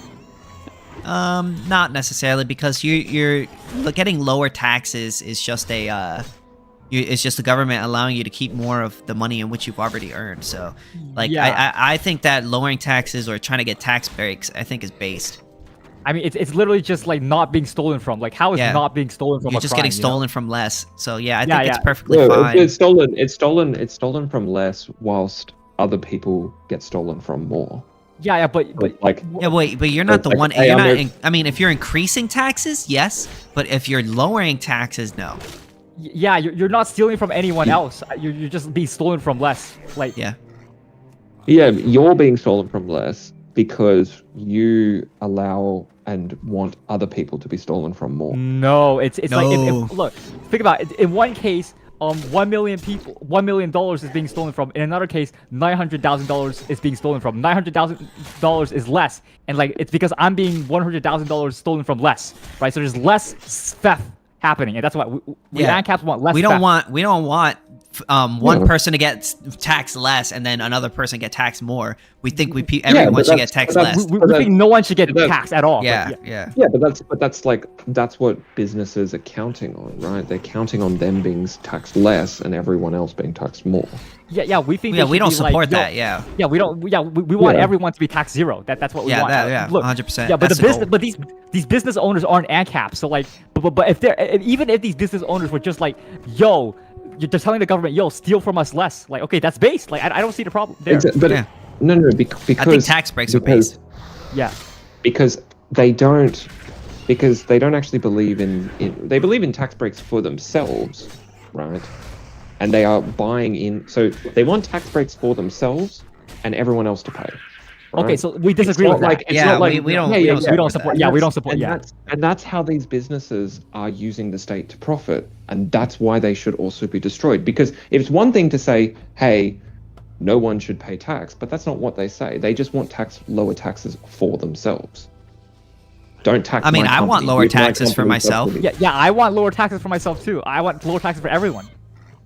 You want lower taxes for everyone, but you wouldn't just be like, "Oh, I got my due. I'm okay now." I mean, You if wouldn't they just be like, support, "Oh." if they're going out of their way to try to create laws or pay people to create laws to increase taxes on other people while Yeah, yeah. increasing It- taxes while lowering it on themselves, yeah, we would be against that. Yeah. Yeah. Right. Or with the power and influence that they have, only advocating for themselves or only advocating for businesses of their size. I mean, it depends on what they're advocating for. Well, they want to, right? They want to do two things: preserve the system and have lowest taxes for themselves. And because of that, they are inherently statist. I mean, if you Yeah, want if lowering taxes for yourself is not necessarily a bad thing, but increasing Yeah. taxes or trying to keep the system, yes, that's a bad thing. Yeah, and so because any business that isn't inherently Ancap is therefore statist. I think yeah. Yeah. I don't disagree with that. And then because they're statist, they must be the reason that they're statist is They they're must be profiting from destroyed. the state, and they must be destroyed. Yes. Okay. Okay. Wow. All right, sweet. That's cool. Another thing maybe for small businesses, maybe they can stick around. Fair enough. They would have to. They would really have to demonstrate. I feel like there's some honest that they guys are- out there to trying to make money out, that. Like yeah, me, yeah, I'm not They trying to. they would really have to demonstrate that their gains are fair and ethical. Voluntary What- transactions. Yeah, if Yeah, you're voluntary It transactions. has to be a for- yeah, voluntary transaction, yeah. Yeah, no stealing money, no taxation. Yeah. Mhm. Okay. Well, do you believe that if something is stolen, it ever becomes legitimate? Like, how many times do I have to trade something before a stolen good becomes legitimate? What? No, it's always the owner's good, right? It's like, okay, if my bike gets stolen and then that bike is sold to someone in Mexico, that bike is still mine. It's just in Mexico. like yeah. Yeah, but what I mean is like, say your bike gets stolen and gets sold 10 times, right? Okay. Does the last person who owns it, does that suddenly stop it from being a stolen good? It's No. still, it's still my Still bike. stolen, It's yeah. my It's- bike. It's the my thing bike. is, yeah. just because someone takes it something from you, I mean, that thing is still yours. It's Yeah, just it's- in yeah. someone else's possession. That's how it It's like it's think about it. What- If and your what- kid, sorry. And what Sorry, go. counts as yours? What makes something yours? Yeah, if you're Go ahead. okay, yeah. If you're the first person to make use of the good, or the good gets transferred to you from another owner. Yeah, So that's consensual it, right? transaction Yeah, either Okay. consensual transaction or original usage. or homestead. That's what we call fantastic. homesteading. Yeah, yeah. Okay, perfect. Well, then we would in America and in my country, we would need to abolish all land, right? We'd need to abolish all ownership of land because Oh, all why? ownership of land was originally stolen. I mean, the only way, so the original, the present possessor will be assumed to be the owner unless you have evidence that they stole it. So, Yeah, for yeah, instance, like No, but my house, like Okay. if my house is considered stolen land, if nobody's coming up to me and saying, "Hey, your land is stolen," so Okay. from me, and they don't have any evidence. okay, can to prove you it, then as far as I could tell, I got my land through consensual transaction. So yeah, unless you could prove that Can- someone stole it, then yeah, like you have to have Can you- evidence. can you prove that the indigenous populations were compensated, or at least that they sold their land? I mean, if you could prove that- it, yeah. If you Yeah, can't, yeah. if you could Yeah, prove well, that then- an then indigenous person's land, whom it was stolen from, and you could show me the land that was stolen, and the person whom it was stolen from, and that person has like descendants in which you can give it back to, well then yeah, I would say give it back to them. Yeah. Yeah, you Yeah, can, perfect. I think we can do that. I think we can do that. We can say, these groups of people were living in certain areas. They were forcefully removed and dispossessed of their land by government policies. Therefore, their land needs to be redistributed. Yeah, it back needs to to be, them. but it needs to be based on specific evidence. Like, look, Yeah, if an indigenous person was here, like, I don't know, 500 years ago, whatever. Okay, like in that specific land, and like who specifically it was, the specific land that was stolen from, then yeah, you can return it to the person's family or their heir, right? But like you can't just. But what if the indigenous peoples didn't have individual ownership of land, but they had, through their deciding non-aggressionally, to communally own the land? Yeah, right? they can do that. They would have to Nothing wrong prove that. They would voluntarily- have to prove that. Like Yeah, there would I mean, have you to be could some have- way to yeah, prove yeah. that. Yeah. And the thing is, like, you could say, oh, all land is stolen, right? But Yeah. But what do you? the thing is, like, if you were to come up to me and be like, if my land is stolen, who do I got to give it back to? If there's nobody who is expecting me to give me, or if the person whom was stolen from isn't coming up to me and say, give me back my land, then the only thing that I can assume is that I am the just possessor, unless the person who got it stolen from them can present some sort of evidence that they were stolen from. What if they can? And if they did, then it would be given back. What if they can? What if they could? Okay. Well, what do you think happened to the indigenous populations? Well, they got their in land colonial- stolen.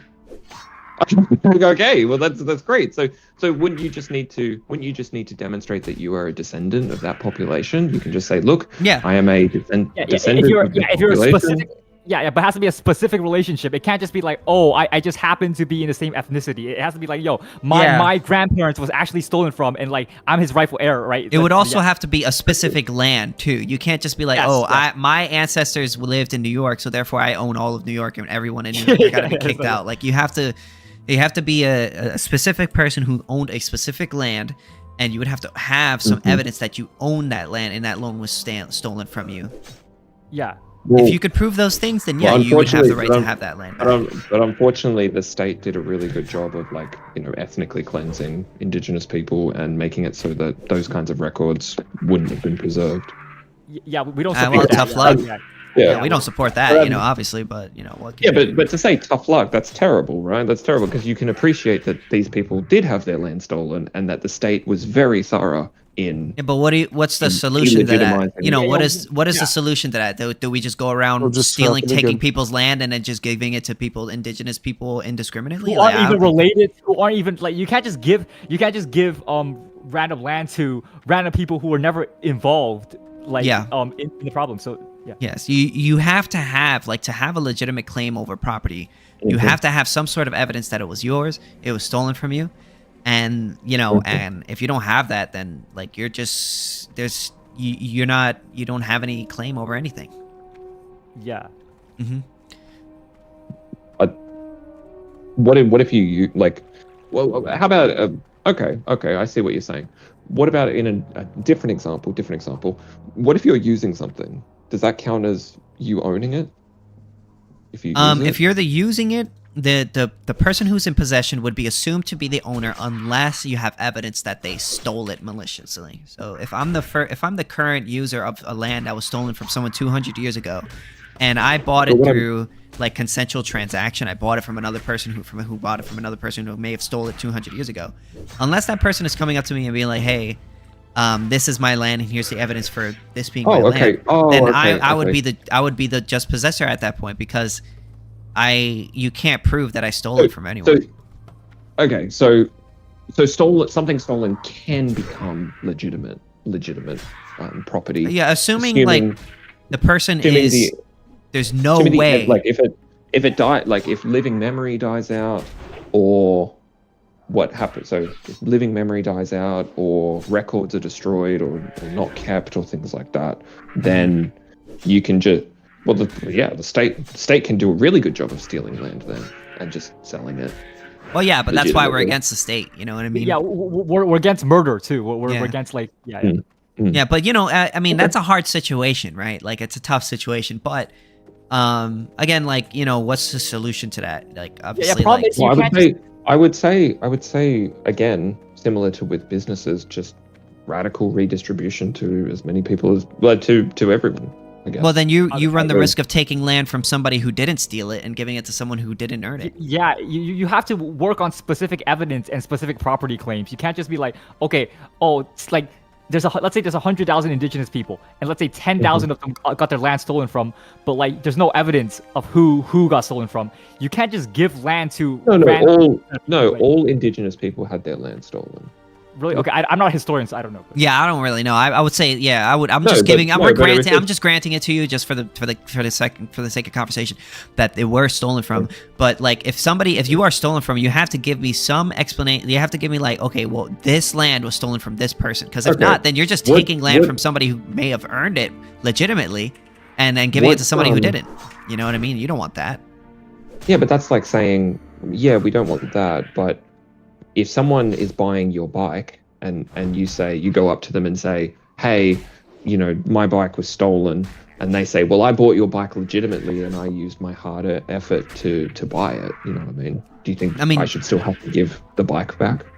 The person whom you bought it from would owe you your money back, and yes, you would have to give that bike back to that person because it's their bike. It's still their bike. You know, the thing is, it was just stolen from them. You know what I mean? I think the original thief would have to be held responsible for the compensation. Yeah, the person who originally stole it would be the person. Yeah. They would have to give you your money back. Just hope that you've died by then, I guess. Well, I mean, yeah, but there's always a situation where like someone could get stabbed, and then the person who did it, ran away and nobody saw who it was. It was the middle of nowhere, and yeah, that guy screwed over, right? And we you could think of any situation where you could think like, oh man, that guy's screwed, you know? Yeah, and we don't support murder. Yeah. Okay. Well, I just jumped in. I guess y'all are talking about how property rights transfer in the event of theft and stuff. Yeah, we're talking about like indigenous people and like what to do with the idea of stolen land from the indigenous people and all that. You know what I mean? Most of the land in question was not actually anybody's property.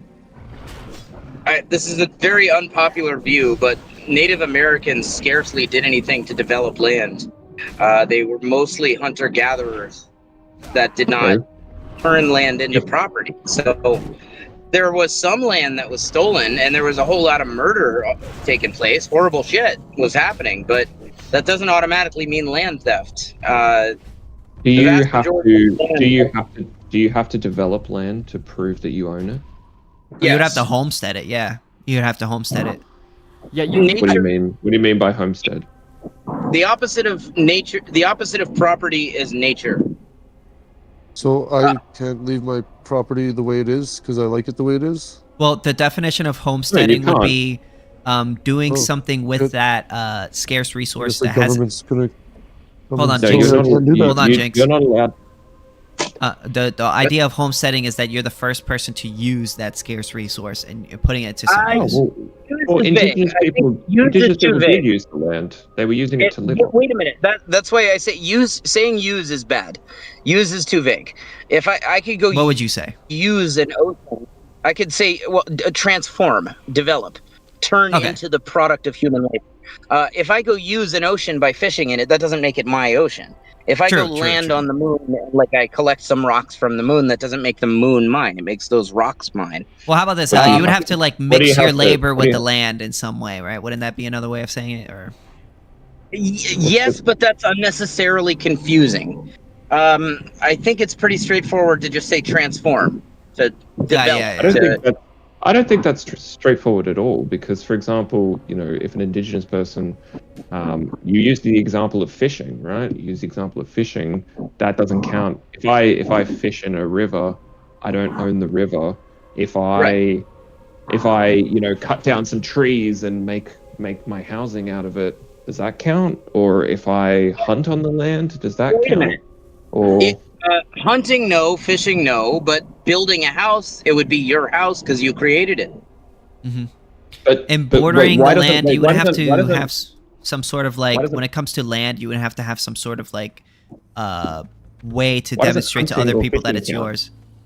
Why doesn't hunting or fishing count? creates ownership in the first place is the fact that you own yourself, you own your labor, you own the products of your labor or exchanges. If I craft a spear, the spear is mine, not because I own the land that it was, that the wood came from, but because nobody did. And then I came along and turned it into a product of me, the effect of myself, the spear, or the house, or the farm, or the parking lot, or the shopping mall, or the airport. That still doesn't explain. That still doesn't explain why someone can own. So if someone picks up a stick and turns it into a spear, they only own the spear. But if a company privatizes a river and turns it into bottled water, they own the river as well as the bottled water. No, they don't. They should not own the. They should not be considered to own the river. They should be considered to own the bottled water. Right. Well. Okay. So, Well, you could own a then- section of a fine. river, but not the whole river. I mean, Well, but how could you own that? How could you own that section of river? well, Yeah, if I you would build also- land, I mean, if you emborder it, or you put a fence around it, or you make a. I don't think putting a fence is sufficient. I could put a fence around Antarctica. That doesn't make Antarctica mine. It makes the fence mine. I built the fence, but I didn't build Antarctica. Yeah, but it depends on the purpose of the Man-made fence. If river. you're embordering it, then you're demonstrating to individuals that you are the first claimant to that property. This is the homesteading debate. Oh no. Yeah. Being a claimant doesn't make you its producer, though. Now, if we're talking about a man-made river, we have no problem. Man-made river you can own. But just saying this part of the river is mine and drawing a line that says I'm saying it's mine, that doesn't make it mine, because I still No, I mean, didn't- No, I agree that simply drawing a line, it's homesteading that draws you a line, and bordering that makes you the owner. If you're the first comer and you homesteaded that property through embordering, that makes you the owner. I don't think bordering counts as homesteading. Yeah, I'm gonna hold on. I want to jump in. I'm gonna agree with taxation that if you all you do is build a fence around something, you own the fence for sure. Everything else, I don't see. Like how do you? What's in the fence? Yeah, you would own what's in the fence because you're bordering it. It doesn't make sense to me. I'm not sure how you wouldn't own what's in the fence. You're literally Because you're what's claiming what's inside of it. You did not produce what's inside of the fence. It's not in any way a product of you. The fence would be. The fence itself. Okay, so then but you why have is been it why is it wrong to emborder another person's property? You could just say, "Hey, I'm embordering your property. I'm going to put a circle homestead around your property. You can't touch my fence." In this case, you're imprisoned. You don't get to imprison people. But In the why is same it sense- imprisoning them? Why are you not claiming over that person's land, over their property by fencing it in? I would be in that context imposing a restriction on their movement. Yeah, so you're There- claiming over the property what's in the fence by saying you No, can't touch my fence. I'm not claiming their property by building my fence around their property. Yeah, but if I am say you impris- can't touch, if I say you can't touch my fence, and the only way to leave is to touch my fence, well then you're claiming control over that property. I'm claiming Because you're excluding other people from using that property. See, property ownership is based on the exclusion rights. If you're excluding other people from entering that property, you're claiming ownership over it. The issue there would be imprisoning the person. It's a Yeah, self. you're excluding. Yeah, you're excluding other people. You're excluding that person from leaving their property or doing anything with their property. So you're claiming ownership over what's inside of that embordering. I mean, I think this is. Wouldn't that require enforcement? Wouldn't you have to enforce? So when you And- emborder Other something, product that's why person. libertarians we say embordering would be a claim, because fundamentally, like if I drop a prison on top of you, like a makeshift like Looney Tunes cage that I drop on top of you, and I say you cannot touch my box, but the only way to leave is to touch the box, right, and open the door. I would be claiming you because I would be imprisoning you. I'll be excluding you from the use of your body. I mean, I think this is sort of based on. The last time you did it. Because in essence, what you're doing What when about- you fence something about- in, when you emborder something, you're claiming what's inside of that thing, because you're excluding other people from entering or using that thing. When you exclude other people from entering or using something, you're claiming ownership over that thing. Okay. I don't think then case. This is a very weird case to make, that just embordering something is claiming it. Well, But that would even be if you Stefan make- Kinsella. Like, you would have to read some Stefan Kinsella. Like, so he goes over this and why embordering what makes embordering a violation of property rights is because you're claiming over property that doesn't belong to you. Yeah, if the border is like just completely encapsulating, then I think I would agree. Yeah. Yeah, because so that's why embordering is a way of claiming over individual property, because you're excluding Even if other it people is- from entering that property. If you're excluding other people from entering, that's a claim of ownership. Even if But- you are in, okay, but- even if you can be treated as making a claim, that doesn't make the claim valid. If I put a border Well, around what makes it Antarctica- valid would be if you're homesteading. If you're the first comer and you're embordering something, that would make you the claimant. The first comer, If- and that would make you the if I'm the owner. first person to land on. if I'm the first person to land- Does the embordering What makes need to be embordering with another with a person's physical- property? with need to be a Sorry, just physical one thing? last statement.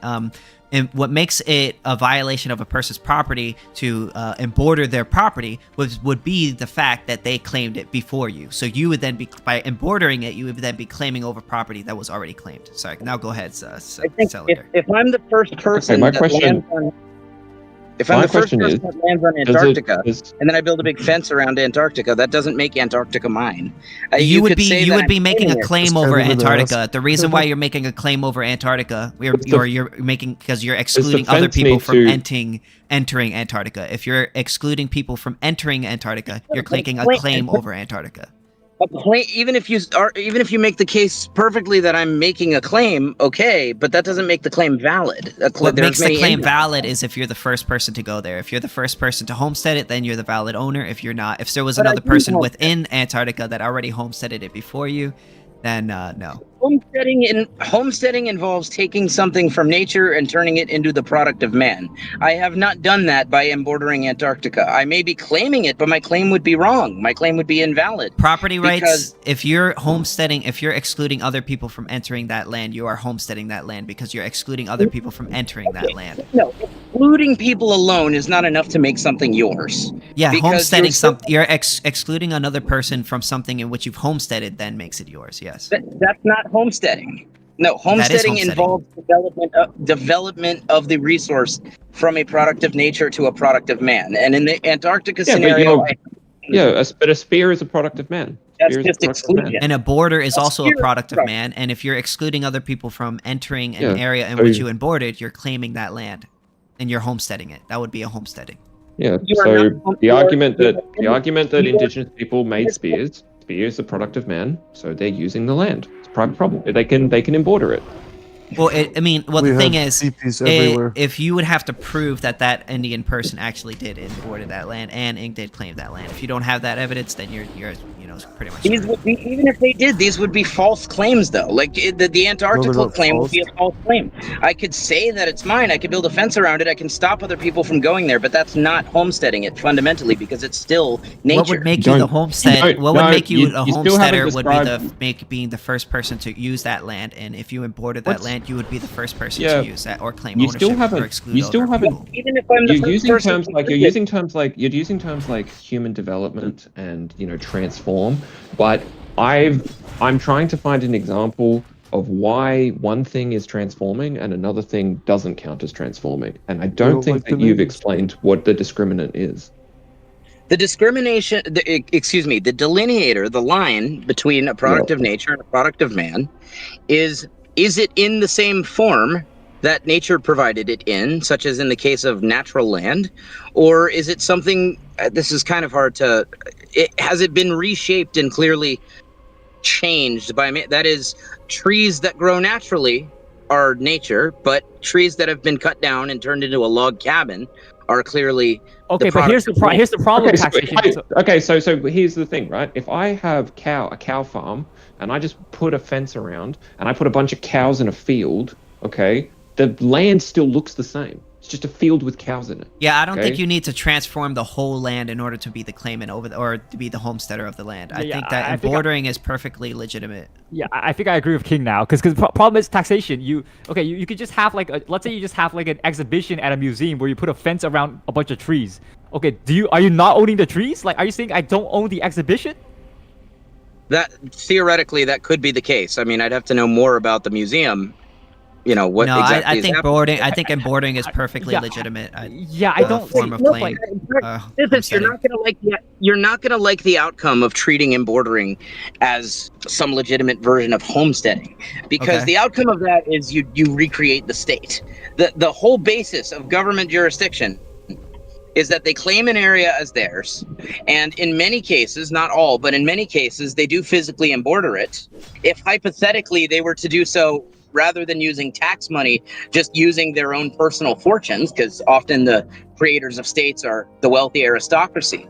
If they were to just do so using their own personal fortunes, you would have, and if hypothetically they were doing it for an area that is not already people's property, I guess that would have to Well, factor I mean, in too. I think it's if you're using your own money and you're onboarding a land that has not been homesteaded by another person, I think that's perfectly legitimate.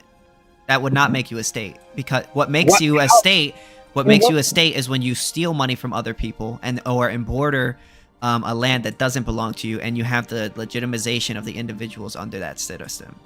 Okay, what exactly do you have to build in order to emborder something? I mean, does it have to be a 40-foot wall?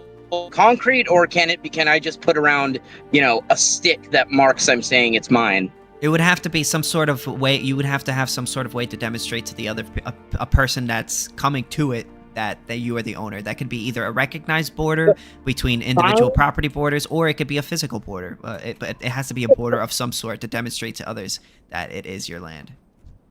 Because then people would just be able to walk on your land and violate your rights without you knowing. I would say the sign would be a lie, because I still haven't made the land mine. It's still just nature. I don't think nature is ever property. I disagree. I don't think that you need to touch every part of your land to be the owner of your land. So it's back to Ancap infighting. Oh, just my favorite. Yeah, that doesn't make much sense to me, because if I didn't touch every part of my land, would then somebody have the right to take? Yeah. Hold on. Can I add something? I think legally speaking, I own 6 acres of land. Morally speaking, I'd say I own closer to 2. That is to say, most of my land, what is legally treated as my land, is not really mine, because it didn't really belong to the guy I bought it from. It's never belonged to anybody. You could build a house there and it would be, ethically speaking, totally kosher. That would not make any sense, because if you're purchasing 6 acres of land, you've gotten 6 acres of land. If you got it, if that person didn't legitimately get it, then it's not your land, and I'm not sure what you're doing on it. Then you should go somewhere else. The government recognizes the claim, but I don't, basically. And why are you That on is, it? I didn't say all of the land. It is. The land I actually live in is actually my, there's a house there and stuff. My house, what the government recognizes as my property is, it's 6 acres of mostly woods, but there's also a house and a bunch of, kind of random redneck structures. Animal enclosures and sheds. Have you heard of Stefan Kinsella? I've talked to him. Oh, you know him? Yeah, I mean, he has a lot of good shit on this. this. But we've spoken a little bit. He has a lot of good shit on this, on homesteading and private property rights and how bordering and all that stuff. It sounds like he deviates from the homestead principle enough to justify creating a new state, basically. Incorrect. I don't see how that's the case. As soon as you get into the territory of treating nature as property, you get into the territory of enabling government jurisdiction and shit. Incorrect. If you're the first comer to a good and you use that good, right? You're not violating another person's rights by using that good. So I'm not sure how that would be status anyway. No, simply using a good is not a violation of somebody's rights. I'm not calling for some commie theory of collective ownership or anything. I'm saying that nature belongs to nobody.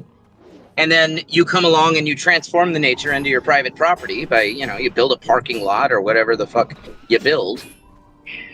And now it's yours. In the process, you violated nobody's rights. Mm-hmm. But if I were to say stop you, if I were to stop you, the government treats 6 acres of woods as my property. If you came along and built a house on the corner of it, at the corner of the woods that the government treats as mine, for me to stop you from building a house there would violate your rights, because it's not really mine.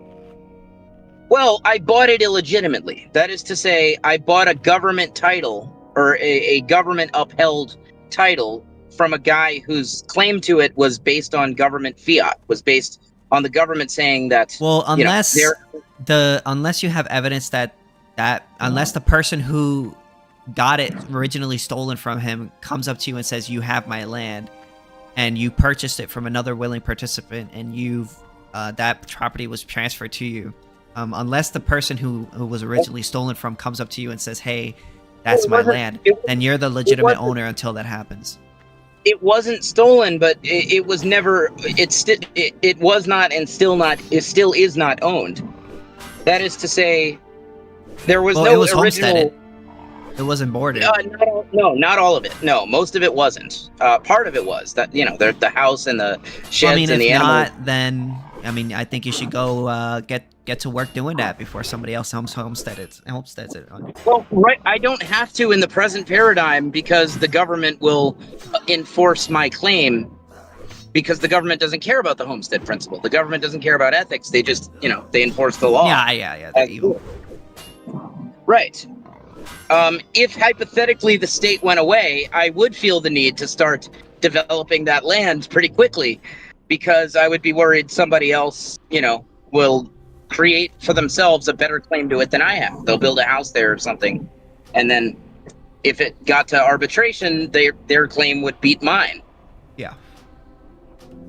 No, I get what you're saying, but my only disagreement was I think it's perfectly legitimate to border a property and be the owner of it. Yeah, taxation. Is your problem that, okay, let's say there's like a neighborhood. I'm gonna be right back. I'm gonna use the restroom. Okay, cool.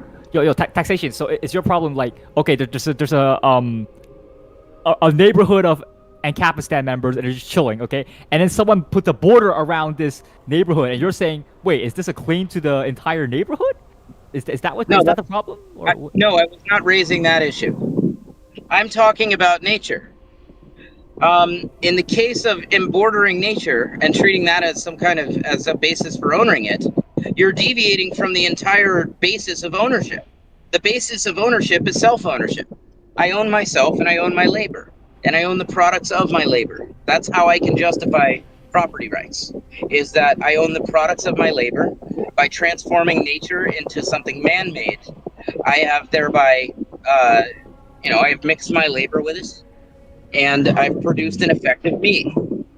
But once you get into just embordering nature, well, the nature still ain't the effective me. The border is maybe. There's a fence there or something. That is, I did make the fence, so I can say the fence belongs to me. Here's my problem, right? When you border something, you're claiming the thing that's on the inside of that thing, because you're claiming ownership.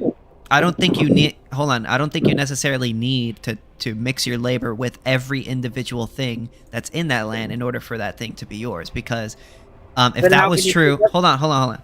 If that was true, bordering another person's property would not be a violation of their rights, because you've homesteaded that wall, right? And by putting something around it, you're not claiming that property. Okay, what would be the rights violation in boarding a person's property? There could be a rights violation. You could be violating someone's right of passage, like right to if he homesteaded a path. Do they own the path? The only thing that which you see, if you homestead, the reason why it's wrong to border another person's property, right, is because when you put a border around another person's property and you stop them from leaving that property, you're taking control of something that does not belong to you. You're claiming over something that doesn't belong to you. And you're excluding other people from entering something that doesn't belong to you. I think that person could homestead a path, and so you would be violating, just automatically. From Assuming they don't, the only thing they own is what's inside of the donut. All right. Okay, sure. Yeah. Just for the hypothetical sake, right? Sure. You are claiming what's inside of that land, and are excluding others from entering it. I think once you do that, this comes from the rational argument that yes, property is exclusive. It's an exclusive right, and yes, an embodiment is trying to enact an exclusive right within the borders. I mean, I don't think that claim is a violation of anyone's rights, because no one has. First comer, yes. If you're the first comer, yes. What makes So, it okay, wrong? Yeah, because if we went the only mixing your labor with the land makes you the owner. If I put a border around your land, I would have the right to tell you not to touch my fence, and you have to stay inside. Yeah, because you would just be maintaining your border. Okay, yeah, I exactly. That would be imprisoning me. You don't get to imprison me. But why is it wrong for me to imprison you? Yeah, because I own my own body. So I'm claiming ownership over something that belongs to you, right? It is a form of assault. You're not necessarily claiming ownership. I mean, if I go vandalize, I'm taking in control over property that doesn't belong to me. Exerting control. I mean, exerting control, yes. If I go spray graffiti on an office building, it would sound a little silly to say I'm claiming ownership of it. I'm violating something. You are, in a sense, claiming ownership because you're in your actions. You're saying I have more of a right to this property than the owner. No, I know that I don't. I'm simply knowingly committing a crime. I know. But your I don't have actions. Well, we believe in praxeology, and your actions are what determine your. But committing an action does not presuppose recognition of that action as right. No. But it is a what they call revealed preference. What you do is where you're revealing your preference for that thing. So if I'm acting and I'm using your property without your consent, I'm claiming ownership. I'm saying I have a better, through my actions, I'm saying I have a better claim over your property than you. I believe it is fallacious to assume that any action I commit, I am implicitly. Well, assuming that you're not, sleepwalking. No, I don't think doing an action implies the action to be right. You can do actions that are No. wrong. That's not what I'm saying. That's not what I'm saying. What I'm saying is, when you do an action, I can assume, so long as you're not like sleepwalking, you're making a claim through that action that you're committing. When you're making a claim, you believe it's right. Yeah. What's the point? Oh, look, ownership is a moral premise, and when I spray paint graffiti on a building, I'm not making some moral claim that I own the building. I obviously don't. I know I don't, and everyone else is going to know I don't. I'm not pretending I do. I'm just pretending, or I'm just not giving a shit who actually owns it, choosing to instead do what I want, spray paint the building. Yeah, but if you're using property, respectfully, if you're using property that doesn't belong to you, you're saying, through your actions, you are saying, I have a better claim to this property than the owner. No, I'm not. No, I'm not. I'm saying you have a better claim and I don't care. I'm just going to violate it. Yeah, but you're asserting your claim over them, because that's a claim. You understand? Through your actions. Doing a thing doesn't imply I'm saying the thing is right. You can do things saying they're wrong. I don't think I'm asserting a claim to your building by spray painting it. I'm simply disregarding your claim. I don't see why you would do it if you didn't support it. I mean, unless you are being controlled. What do you mean support it? Well, I'm not doing it for moral. I'm behaving amorally. I'm not doing it for moral reasons. Yeah, but you have to in some. You can't just do things amorally without subscribing through your actions. So when you act and I punch somebody in the face, through my actions, I'm making a claim that I think it's okay to punch somebody in the face, at least sometimes. No, you don't automatically think it's okay to do whatever you do. I've done many things knowing it's not okay. But your claim, robberies. no, the claim through your actions is that at least in that moment you believe it's okay to do that thing. You wouldn't, if you don't think it's okay to punch people, you wouldn't do it. Or that it's preferable to the alternative, not necessarily. Or at least that it's favorable to the alternative. Yeah. Yes. That's praxeology. I have never believed that a robbery I committed was morally permissible in that instance. Then why'd you do it? I committed robbery because I wanted the money, and different circumstances, different reasons. Okay, but it's preferable to the alternative. I think that's really all you can prove. I think, yeah. But from my perspective, I'm the criminal. I'm not just misinformed about right and wrong. I know it's wrong. So it's in that instance you prefer being a criminal over not being a criminal. I think this this praxeology thing. I think that's what you can prove, right? And if that's the case, then it's like, okay, you prefer violating the property right rather than respecting the property right, which is like, okay, you aggressed. Like I don't. Yeah, through your actions, you're saying I prefer aggressing in this moment as opposed to respecting property right. That is a moral I think claim. that's all. Yes, sure. That's one way to put it. Yes, but you can be behaving immorally, knowing you're behaving immorally. So I don't think it's right to say that when I exert control, such as by spray painting your building, when I exert control over your building against your ownership of it, that I'm suggesting implicitly through my actions I have some higher claim to it. I know damn well I don't have some higher claim to it, but I just don't care about your claim. I just don't care. It's your actions that is making the claim, right? Because you wouldn't do it unless you had some reason to do it. The reason is that I get a kick out of spray painting the building. I'm going to enjoy showing. But in order for you to do something like it, you have to not respect the authority or recognize the authority of the property owner. If you recognize the authority of the property owner, you wouldn't do that.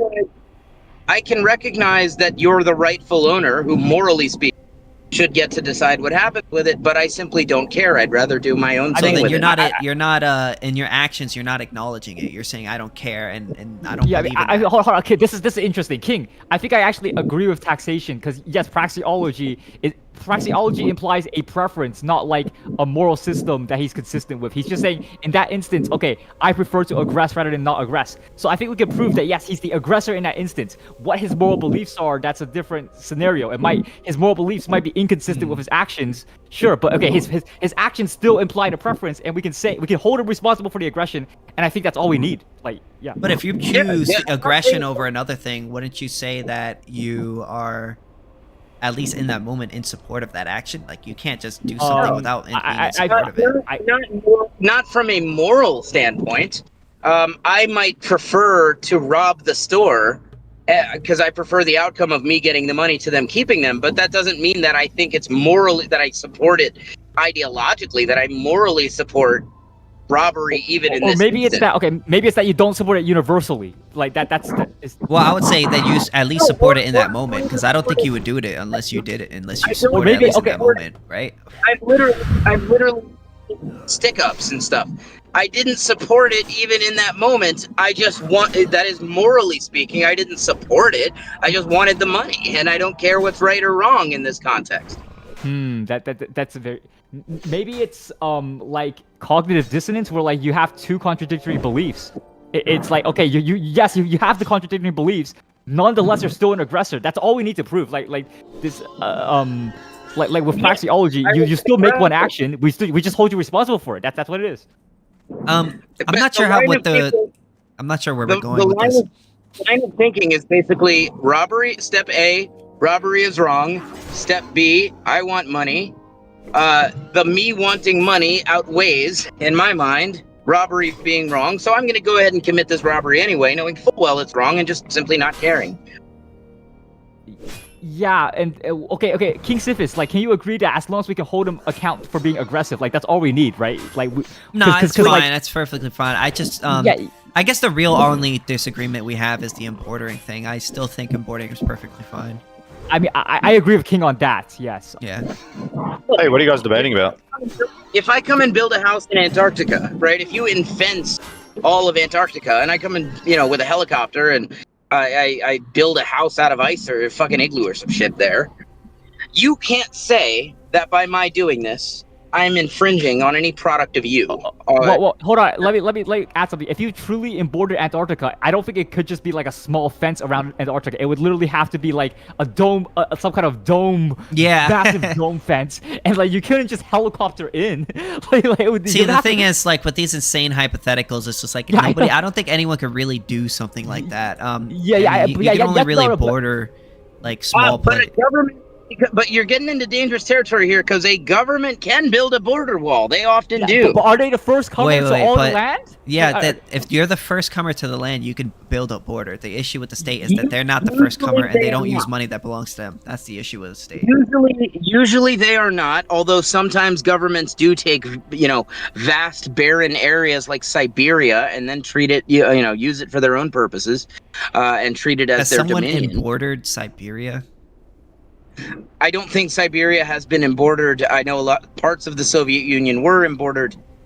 I don't think it's really possible to emborder a whole country. I mean, but even in And Even- the only way in which somebody could border a whole country is if they had like a large amount of money, and that money would have to be gotten through just means. And if they can Small somehow country. go through all of those hurdles, then yes. But The problem is like, okay, it's not like they can't just build an entire like massive dome-shaped enclosement around people who are already living in that land. Like they have to, they already homesteaded that land, right? So it's like, yeah. I still fail to see how I can justify, if I just build a big fence around an area, justify all that area being mine. Because you're excluding other people from it. Yeah, but why does exclusion create ownership? Well, it's not the simple fact of exclusion, but it is just the idea that you were the first person there. You've put something around it to demonstrate to other people that is yours, and you've claimed it. Okay, so and I think here's that the claim is disagreement. perfectly Hold on, rational. I think I understand. Well, you own it by strength. At that point, you own it by strength, which is the oldest and most consistent law No, that humans have. If you own yeah, something we by don't strength. agree with No, we Mike, do that's not agree. right. It's not. That's not what we believe in. No. But We're talking that about is what- homesteading. That is what Wait a It kind of homesteading. seems like you are, though. You're saying if I simply exclude people from land, then that makes it mine. That No, kind it's of the is claim. along. It's the claim of Can I try homesteaded to land. stay the disagreement? Yeah, go ahead. So I say it's mine. So I say it's mine, and then exclude people from it. That's No, it's very the close to what embordering. makes right. Hold It's on, the let me try to embordering. Hold on, let me try to Go ahead. disagree. So taxation is robbery is saying that, okay, so homesteading rights are derived from self-ownership, and like homesteading, to homestead an area, you need to transform it with your labor, because that's makes it a man-made like artifact rather than just nature, right? So that would make it. Then you have like a claim to that land, okay? And then KingSithis is deriving a property right from the first comer ethic, which is that you're the first person to occupy the land and border it. You exclude other people. Your right of exclusion is valid, and that's a valid property right. So is this the disagreement? Yeah, that's the disagreement, because I think it's perfectly fine to border something, because if you're not the owner, if you're the first person there, then somebody comes in later and wants to go into it, and you tell them don't touch my fence, and yeah, you would have the right to say so. Okay, hold on. I'm gonna agree with KingSithis because I'm not sure how you can derive property ethics from anything other than the first comer ethic. Like I don't see how. Like, Sure, I own myself. I own my labor. At least this is the Rothbardian view. I own myself. I own my labor. I therefore own you're the first comer product to your labor, to your body, right? Guys, I'm gonna let you guys know I only have 15 minutes left, and then I must go to bed. Oh, okay. Just letting you Yeah, know. that's cool. There's a bunch of ways to justify self-ownership, but we don't disagree about self-ownership, so we don't have to argue about that one. Nah. I own myself. I own my labor. I own the products of my labor. When I transform something from nature, I've turned it into the product of me. I've caused it to be. I've produced it, and I own that which I produce because I own myself. From this, we would derive the Rothbard view that okay, but wait, hold on. But everything man-made. It's based on moral principles, by the way. Everything man-made is property. This is anarchist And principles. Yeah. Go ahead, taxation. Sorry. Everything man-made is property, be it a factory, a parking lot, an amusement park, whatever, a house, a spear. Everything man-made is property, but nothing that isn't man-made is property. As in the case of anything natural, nobody has done this. Somebody can come along and build a fence around it, a tree, say, but they didn't cause the tree to be. It's not a product of them. They didn't produce it, and nor did anyone else, for that matter. Building the fence around the tree is not by itself an act of aggression, by the way, because you were never entitled to the tree. Because you didn't own it either. However, if you build the fence around, say, Antarctica or something, and then I come along with the helicopter and I build my own house there, I have mixed my labor with nature. You haven't. I have produced something, a house, and by doing so, I'm not infringing on anything you've produced. All I'm, quote, infringing on would be something that you've claimed as yours, built a fence, very large fence around, and then claimed as yours, but you didn't actually produce. Yeah, okay, so I think the only disagreement is whether you derive property rights from yourself, from your body directly, or from the first comer principle. I think the bodily rights thing is a bit more like natural or intuitive, but I think the first comer principle is more like rational and like universalizable. You know, so I'm gonna. Look, we get very different worlds applying these different principles. The world that you arrive at, applying the very general first comer principle, that is, which is kind of misleadingly labeled, by the way, because you're not simply the first comer. You're talking about, you might never step foot on most of the land that you're claiming is yours. I mean, you could build a giant fence around, 100,000 acres. That's totally viable. And you might never even go to most of it, let alone produce anything there or turn the land into anything. Well, I would argue you would have more of a claim than any other second comer if you did that. Yes, that is the minimal argument. Like that's all we really need to prove.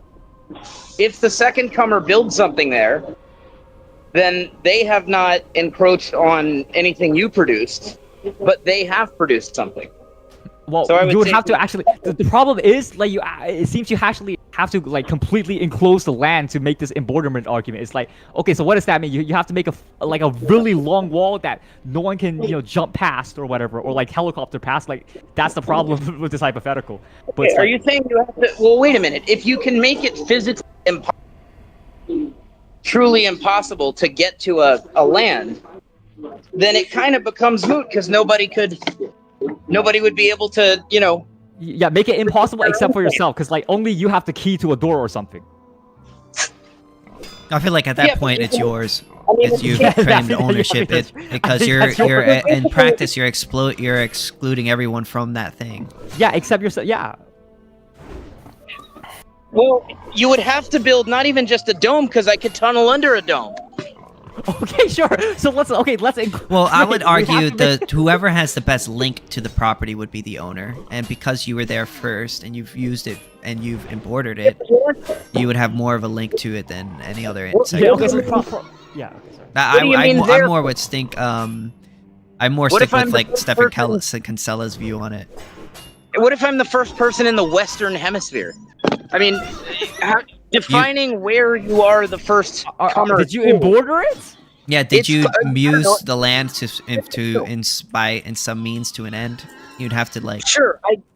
I made a farm in Florida, and so now I'm saying the Western Hemisphere. I hear opera music in the background. I don't know if. Yeah, I know, right? It's kind of popping off. For some reason, this downtown 7-Eleven last opera music. Sounds like the opera singer's trying to fucking kidnap him now. I'm about to leave the area of the opera music. They just. I'm curious to hear your boys. Based on this argument that you guys are having, I'm curious to hear your positions on Israel and Palestine. Who you guys think is right or has rights to the land and all that? They're both wrong. They're both wrong. Yeah. I don't support either. Yeah. They both need to abolish their governments. But what I was just saying. Forget the governments, but the peoples. It's not one or the other with the peoples. That is to say, there are some pieces of land there that rightly belong to Jewish people, and there are some pieces of land there that rightly belong to Palestinian. Land does not belong to a race. It belongs to an individual. A house, a farm, an apartment complex, that's property. Nature is not property. Much of the land there is still nature. Much of the land there was nature when in the last, since 1947, has been getting filled with Jews. There are some houses. I have a question for you, though. How do you answer then nomads and Bedouins who move through areas? Nomads, Bedouins, they don't own property. Yeah, they don't own anything. They maybe own what they hold on them, and that's pretty much it. They own the clothes on their back and not much else. Yeah. So if they, for example, they take their cattle to go drink from a certain river, and they've been doing this, 500 years or whatever, and then someone goes to that river and builds a fence. You guys would say that's the path, right? They've homesteaded a path. I mean, they have a link to the path. They own a path. If they've been there, if they would have more. If they were there first, they would have more of a claim than the second comer. Yeah. It would be much more harder to prove after the person already imported it. I don't think they have any claim. That is to say, you can totally, you can build a fence. Now, if they can get over the fence without touching it, I guess they're allowed to do that. They own the cattle, but not the river. I don't know if you can own an entire river. Maybe you can own a section of a river, but I don't know. Own entire. You can own. It sounds somewhat inconsistent, to be honest. What you're saying. I don't think I'm being inconsistent. I've consistently maintained that man-made things are property and natural things are not. And they're an individual's property, not the property of like a race or some broader collective. So then how could you encompass natural things if they're not man-made? They're not by property. encompassing them, they become. But then the nomads would have the right to access that water supply. They don't have a positive entitlement to access it. They're allowed to access it if they can do so without infringing on somebody else's rights. Yeah, In the if same somebody sense, already owns the land after they've gotten there, then they're pretty much screwed. Oh, okay. And you guys define ownership by building something to encompass, essentially. No, not to encompass. It's not based. Building a fence doesn't do anything. We disagree. Yeah, we disagree. If I build a river, then it's my river. If I build a house next to the river, well, you can't walk through my house to get to the river, but you can get to the river some other way. Right. Okay. If I build a fence, you're not supposed to touch my fence. Okay. Out of curiosity, is this a system that you guys actually believe, or is this just a we're Ancaps. We're Ancaps. But we don't all agree on everything. But hold on, taxation. So I have a question. So you're saying that only man-made things are property, right? Yeah, property is that which man has removed from nature, transformed, and appropriated to himself. Okay, problem is you can't use that to derive why you own your own body. You didn't create your own body, so your parents created your own body. So do your parents own you? You're putting it backwards. I would argue what makes you the owner of your body is the fact you have a better link to it than any other individual. Yes, and that I guess you're not necessarily I guess you are the first comer when as soon as you're conscious, but. Look, no, you're not the first. You're not the first comer to your body. Neil Armstrong was the first. Neil Armstrong was the first man on the moon. He is not the owner of the moon. He does have. He's the owner of his flag. I mean, he's the owner of the place. Well, he didn't board or anything while he was there. As far as I can tell. But even if he did, how do you embroider a spherical celestial body? I don't know. Sci-fi stuff. Well, you could make a sphere around the Earth. Right? You know what I'm saying? And then massive, yeah, like a sphere that encompasses the Earth. No, what Stefan Kinsella says when it comes to your body, right? Because I don't need because you're it's not about the fact that you've transformed your body or whatever, or you transform nature, because your body is you. So what makes you the owner of your body is the fact that you have the best link to your body. Any property in which you have a better link to than any other person, second comer, would make you the owner. Yeah, but because second comer can create a better link for themselves. And in the cases you're describing, for example, if Neil Armstrong were to build a giant fence and enclose a giant area of the moon, but then I go along in my spaceship and I land right in the middle of that fence, not touching the fence, not infringing on his property. He would have a better link to the property than you because he was there first. Wait, hold on. This is the problem, because hold on. If you actually enclose the land, there would be no way for someone to get there without touching the whole link thing also it explains not only self-ownership, but it also explains ownership of external resources as well, because if you have a better link to another person to a scarce resource, it isn't simply just transforming, but having more of a link to it.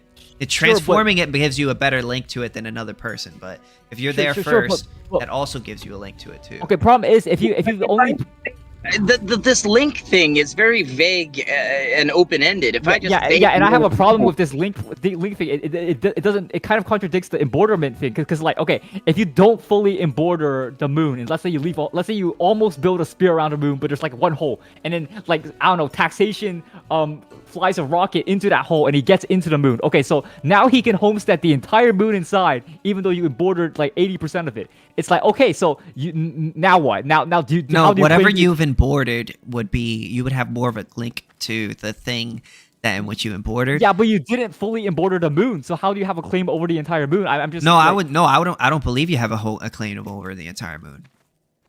Yeah, okay, only the thing in which you embroidered, or but in this case, Ancap noob, I can see a formula developing here, which is something like the time you've had in a certain place with the amount of effort equals the amount of entitlement you have. I think we disagree on that because taxation thinks yes, with physical, you need to mix your physical labor with the land and transform it for you to have an objective claim for that thing as your property. Because he's saying the opposite of nature is human property because nature is unowned, right? But yeah, but like homesteading makes you the owner too. Yeah, but homesteading requires transformation. It's not homesteading if it's not a product of your labor. This is what I'm saying. So KingSithis is deriving homesteading purely from the first comer ethic, and he's also bringing this best link idea, though it's just it's a bit vague to be honest. I mean, I could go deeper into it. What the first link would mean that you would be more of a claimant to something than another person because you've done stuff with it or you were near it or and I don't think you need to necessarily touch something in order to use something. So for instance, I'm using my hold on, let me explain. So for instance, I'm using my monitor right now, right? But am I touching it? No. But what I would argue is use would be achieving some sort of end with that thing. Hitler used to travel to the Alps in order to paint the mountainscape. I don't think he was using the mountainscape. I don't think he owned the mountainscape. So under your argument, KingSithis, the Palestinians then use the river? The nomads use the river? Hold on. Respectfully, you don't really know much about what we're talking about, so interjecting is not really going to add much. So sorry. Yeah, respectfully. So what I was going to say is that if you are the first person to a mountain and you use it to achieve some sort of end, any second comer that comes after you, technically you would have more of a claim than that person. But if that person then comes after you and then builds an border, a land over it, and then they cultivate it and they homestead it, then I would argue that the second comer would have more of a claim because they have more of a link to it than you at that point. Okay. With the case of with the case of Hitler making a painting because you've abandoned it. No, hold on. He's got to take a seat and he's got to stare at the mountain to make a painting. Okay, he owns the seat. He owns the place on the rocks that he sat on. That's yes, but you could also abandon your property too. Yes, that too. Yes, you can. Yeah, you're right, and you don't have a claim because you can't prove it. So if somebody comes second, right? And so let's say somebody comes second and then homesteads that land, in the way to which you said, and then I come in secondwards and I come in afterwards, and I'd be like, hey, I have a better claim to you in that land, and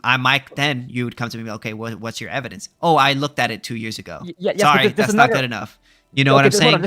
There's another scenario I need to look at. So, okay, let's say, once again, I'm going to repeat it. So let's say someone emborders 80% of the moon, but leaves a gaping hole at the top of the border for you to fly into the moon. Taxation gets his rocket, he flies into the moon, and he homesteads the entire moon. KingSithis, is taxation's homesteading of the moon legitimate? Because yes, you've only the parts that I did not emborder. No, only the parts. So what if? Okay, so here's the question. So like, okay, it's like because you have evidence. I have evidence right there. The embordering is the evidence that I claimed that land over. But you didn't emborder the entire moon. You left a hole. But why is it evidence that your claim is legitimate? Well, because I was there before you. Well, no, KingSithis. Problem is, KingSithis, you didn't emborder the entire moon. You left a hole into the moon so that taxation could fly in with his rocket and homestead everything. So it's like, well, if I left a hole into the moon, that's my fault, and whatever he homesteads. So we agree that's not embordiment. That's not full embordiment. Yeah, it would have to be. It would have to be some sort of full embordiment in which, like, you have like. So, for instance, like, I physically cannot get to it without violating your property. Yes, that's what I mean. Yeah. What? If I can't keep everyone out, then that's my fault for not. But the thing, if I've made it, hold on, if I've made it clear, but if you see the thing right, and you see that I've embordered it, and you go through it anyways, then you would be committing an aggression because you're passing over property. If you're breaking the fence, yeah, but if there's just a hole, if there's just a gaping hole, it's like, okay. Well, if you know that there's a fence there and you know that I embordered that property and I've demonstrated to you through my embordering that I did, then you would be knowingly committing an aggression. You can't break the fence because the fence is your property. But hold on, taxation, go. If you've said earlier, or at least I construed, maybe I was misconstrued. I construed from something you said earlier that putting a sign there would count. So because then you're making it clear to the person that that person isn't you, the owner of that property. So, for instance, if you have a sign in front of your house that says "Do not enter, I will shoot," and then someone enters that property, yeah, you would have the right to shoot that person. Well, in the case of my house, because you've demonstrated sure. that to that But if person you that put you were the property owner of that thing.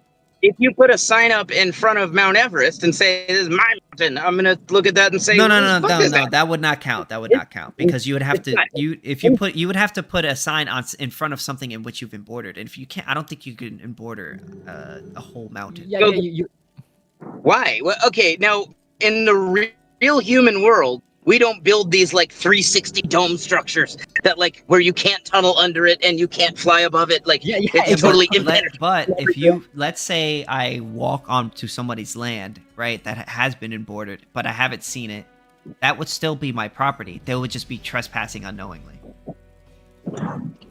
What? I'm failing to see why it's your property. Because I'm the first comer. So? Well, that's how we derive our homesteading ethic. Yeah, that's Hopper. Yeah. That's how Hopper derived it. When most people say homestead in a libertarian context, when we say homestead, we're talking about the Rothbard version. We're talking about the Lockean property norm. Well, Stefan Kinsella, he kind of I do respect Rothbard, but Stefan Kinsella, he was more of a lawyer, and I more agree with him. His and Hopper also agrees with the first comer ethic. Even if you agree with him more, Kinsella doesn't just get to come along and redefine what the word homestead means. Homestead has always meant, even outside of libertarian No, context. I'm not saying he's. I don't say he's. I would more he clarifies it in a way better way. I would argue his view of it. I just think the first comer ethic is more like universal and like rational. You know, I mean, there's nothing wrong with homesteading, but it's just like. But anyways, I don't see. Yeah, I love you guys. I even though we disagree, I still love you, taxation. But I gotta go to bed because I'm getting really tired. So yeah, it was good talking to y'all. I hope taxation. Next time I do this, I hope you show up because I like having you around. I wasn't invited to this. I noticed this one. I didn't get an invitation to this one. I didn't know you were awake. I didn't look like you were online. But you know what? From here on out, I'll send it to you. I have my shit set to not show if I'm online or not. Oh, okay. I had assumed that because it said you weren't online, that you weren't online. So, but next time I got you. I got you. If it's nighttime in the East Coast of the United States, I'm awake and probably online. All right, bet. If I'll let you guys know. I'll probably do this again on Friday. So I'll let y'all know. All right. But yeah, and you too, Hemlock. It was fun hanging out with you too. I like you too a lot. Yeah. All right. Thanks, man. I like you too, man. No homo. Have a good night, guys. Yeah. All right. See